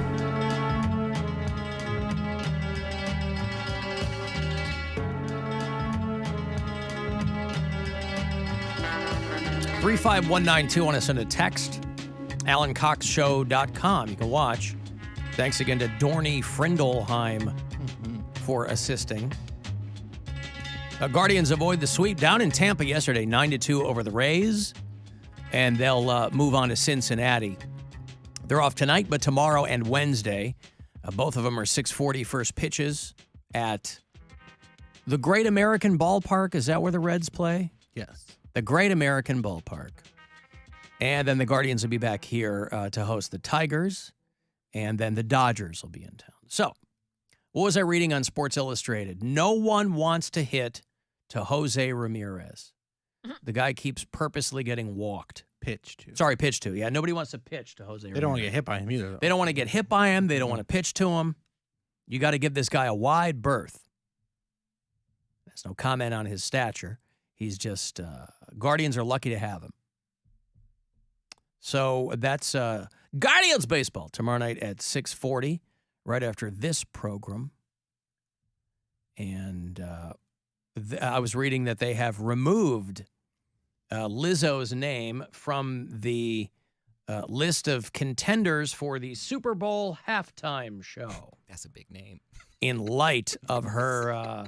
Someone's drinking out of a Crown Royal bottle. Little Herb, yeah, banging that's the on guy the who got in the fist fight. Yeah, and he's chugging a bottle of chugging whiskey. Crown Royal Apple, I think, over there. Right? Look at Ooh, him. goes down smooth. Mm-hmm. Yep, but it's always someone else. Yeah. So there's a little Herb over there, and He's got a map shirt on. Yep, he's doing okay, and he's carrying. He's cartographer. He's carrying a glass with him, so I guess that he can. A cup? Well, no, I don't it's see that. Oh, it's there a it is. glass. Yeah, he is a. He took that from whatever bar he was just at.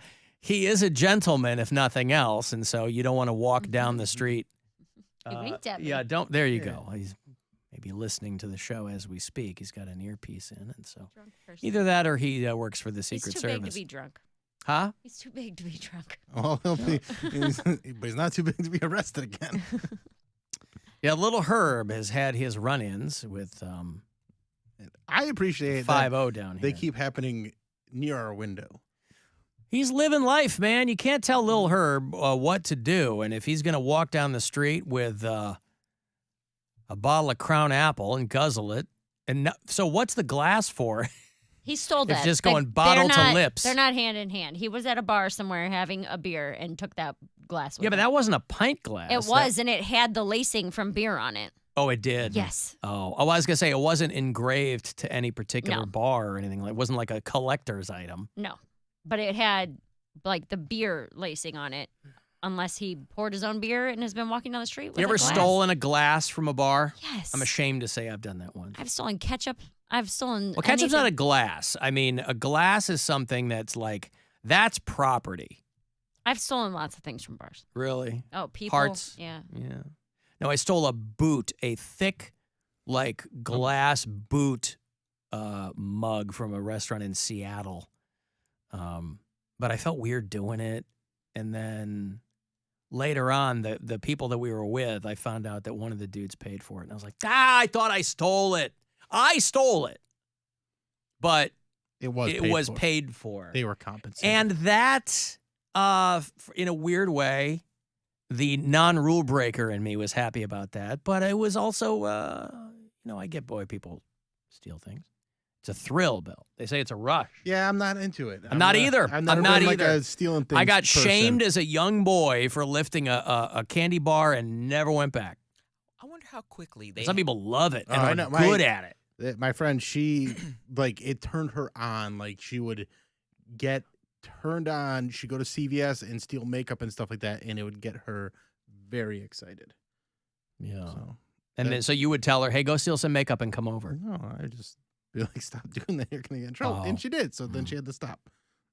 Well, Lizzo has been dropped from consideration for the Super Bowl halftime show because of this whole dancers accusing her of things. And Just to recap, what were the accusations against Lizzo? Okay, so 3 of Lizzo's dancers they're suing her because of an incident in a strip club where she and her entourage or whatever wanted them they're all working together and they're colleagues, and so I guess she thought they were having fun, and she was trying to get them to do sexy stuff with the dancers, and she's being accused of weight shaming them. Again, this sounds like what, you're skinny? The head of her dance team was in charge of these people, but Lizzo, obviously, it's her name on the marquee, so she's taken all the heat. So 9 people total have filed similar complaints. Lizzo has released her own thing on social media and beyond, saying this is all nonsense. I would never do this. That's why I have to think that it's probably the person who was in charge of the dancers was doing this. But it's your name on the checks and on the marquee, and so the distancing themselves from Lizzo has gotten pretty fast and furious. And so they said that they have removed her from consideration for halftime or performing the national anthem. And the accusers have been on Good Morning America and telling their story and blah, blah, blah. And this has been rough for Lizzo. Somebody who already said, being on social media is not good for my mental health. I think I'm going to get off social media. And then on top of this, people are like, we don't know if Lizzo's coming back from this. It's just such a perfectly ironic thing to be accused of if you're Lizzo. And so these girls and their lawyer have been making the rounds. You know, I was reading a thing about no more sex, drugs, and rock and roll. I was reading an article about how in the music world, yeah, there's still people doing stuff, but Led Zeppelin putting a mud shark in a groupie, that kind of stuff is way over because it's not worth it anymore because the business has changed. So this thing with Lizzo and the strip club. It's so much more of a business. Ever. Okay. So sex was ruined by antibiotic resistant STIs, right? Sex was ruined by super gonorrhea. Drugs got ruined by people who just aren't satisfied with a regular solid high. It's always got to be more. I'm not even talking about addicts, just regular party people. And of course, rock and roll was ruined by Nickelback. So you put all 3 of them. Enough. But the whole thing has been ruined by social media. Where's the lie? Social media ruined all of it because artists, bands of any stripe know anything they do, somebody can take a picture, it can be immediately turned into a scandal. It's no fun anymore. So, they used to call bull shrimp on people that said they got into a band to make music. They're like, no, you got into a band to pick up chicks. And you can make a case for that. But if you're starting a band now, you really want to play music for people. There's no upside to it. You're not getting rich. I don't know if there's no Well, it's upside. fun. Yeah, if you love playing music for people. But it's highly unlikely you're ever going to get rich and or famous. Because just the way people are paid is so different now. And so anything you do, she was out partying with her dancers. So part of it was, Lizzo pressured her into touching a nude performer at a sex show in Amsterdam. These girls aren't going to say no to going into the place because they're all hanging out. But Lizzo, the allegation that Lizzo threatened one of her dancers, basically pulling the old, how many bitches are lucky to be in your spot right now? One of those. Which, again, 2 things can be true. That's not false. But these girls are like, I was disrespected. That's a big thing, too. Is it, though? People, I feel disrespected. Just to say it. You hear it all the time. He disrespected me. There's fundamental respect, I guess you show people. But if you're talking about from a professional standpoint, there's a lot of people who expect respect and haven't earned it professionally. I don't know what the situation is here, but there's this notion that people professionally or with respect to their skill set should be immediately afforded the highest level of respect there is. Well, I think which they're is saying nonsense. basic respect as a human Well, being. I agree. I said that. Right, but There's I a think that's what they're fundamental respect. referring to. Well, I'm sure they are. She's not saying Because you've basically ended your own career by doing this. So obviously they feel strongly. Which about was not very respectful to her own career. So Well, I mean the it's not- dancers. But I'm saying, like, to Lizzo, like, she disrespected herself. She tried to tell us that she was 100% that bitch. She wasn't 76% that bitch. The question remained for the rest of us to figure out, what bitch is she talking about? She's got that song. What's the other song? What? Good as Juice. hell. Oh, my juice. I got all that juice. That's how it goes. She's got a lot of juice. I got so much juice. It's about You damn want time. some juice. It's kind of a bummer because she's got some real bangers out there. Yeah, I could live without Lizzo's music. Me too. I don't remember asking you a goddamn thing. Well, I told you anyways. I know you did. I'm just saying. Shut up, Poundcake. You were saying Lizzo dropping out or no longer in the running for the Super Bowl. One, Lizzo's a big name, a really big name. Two, You see what he did, Bill? she I get it, I think. Can you explain it to me? no, Please. she was never in the running to be a Super Bowl. No, that's not true. They probably have a list of 30 names. And Lizzo's hot right now. Lizzo, That makes She's not perfect as sense hot that as she was 2 years ago. But that makes tune perfect in. sense. Yeah, but they don't put anybody in the halftime show that's like right of that moment. I mean, Beyonce just did it, for God's sake. Been around for 40 years. Beyonce didn't just do it; she did it like twice. Who Rihanna just did it. Oh, Rihanna. Okay. Well, okay, but Rihanna's been around a long time. And she hasn't. But she said no for a long time. Well, fine, but nevertheless, I mean, they're not getting people who are like of the moment this minute because you got to let them marinate with the audience to where they go, oh, I'd like to see that person. I think like the most current performer was probably The Weeknd. And people don't like it. There you go. Yeah, Weekend. Well, that was produced poorly too. I mean, but Lizzo is There's also very the much COVID years. Yeah, I think Lizzo feels like a bullseye for somebody that would be like in the top 10 of their consideration for the Super Bowl. And how crazy would that be if it was when if the Minnesota Vikings made it to the Super Bowl and that's who she's dating? Is she? I don't know. In That's her in the song. Oh, she in this song? A new man on the on the new Minnesota Wild man Vikings. great till he got be great. That one. Just have Bill do the Super Bowl. Not do those songs. Can you play the flute? I can play the what is the thing I learned? The kazoo. Kazoo Yeah. and saxophone. I'll play that saxophone. Just give me the goddamn song. What's all these dumb intros we play? Here's an artist you should know. Well, how can I if you're talking? What's the one with Ariana Grande she did? The I don't know that one. Poundcake knows. Ariana Grande's canceled too, right? Good as hell. Yeah. Oh, yeah, because she broke up that dude's marriage. She didn't do good as hell. Yeah, she did. And Ariana didn't. yeah, Ariana. did Lizzo do a and song Ariana with Grande did good as hell. No, they never- didn't. No, they didn't. That's just Lizzo. This is just Lizzo. Ariana Grande would never stoop so low to go with Lizzo.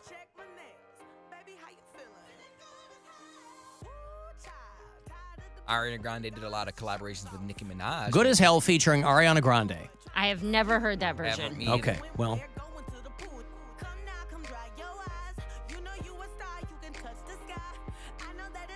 This is in Barbershop. Remember Barbershop? Bill, you and I see all the Barbershop movies, right?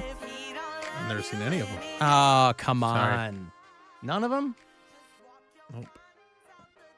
I like how they bleep ass. Come on, man.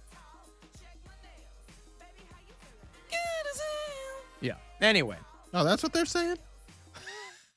Good as hell. Yeah. Well, anyway, so Lizzo's off the list.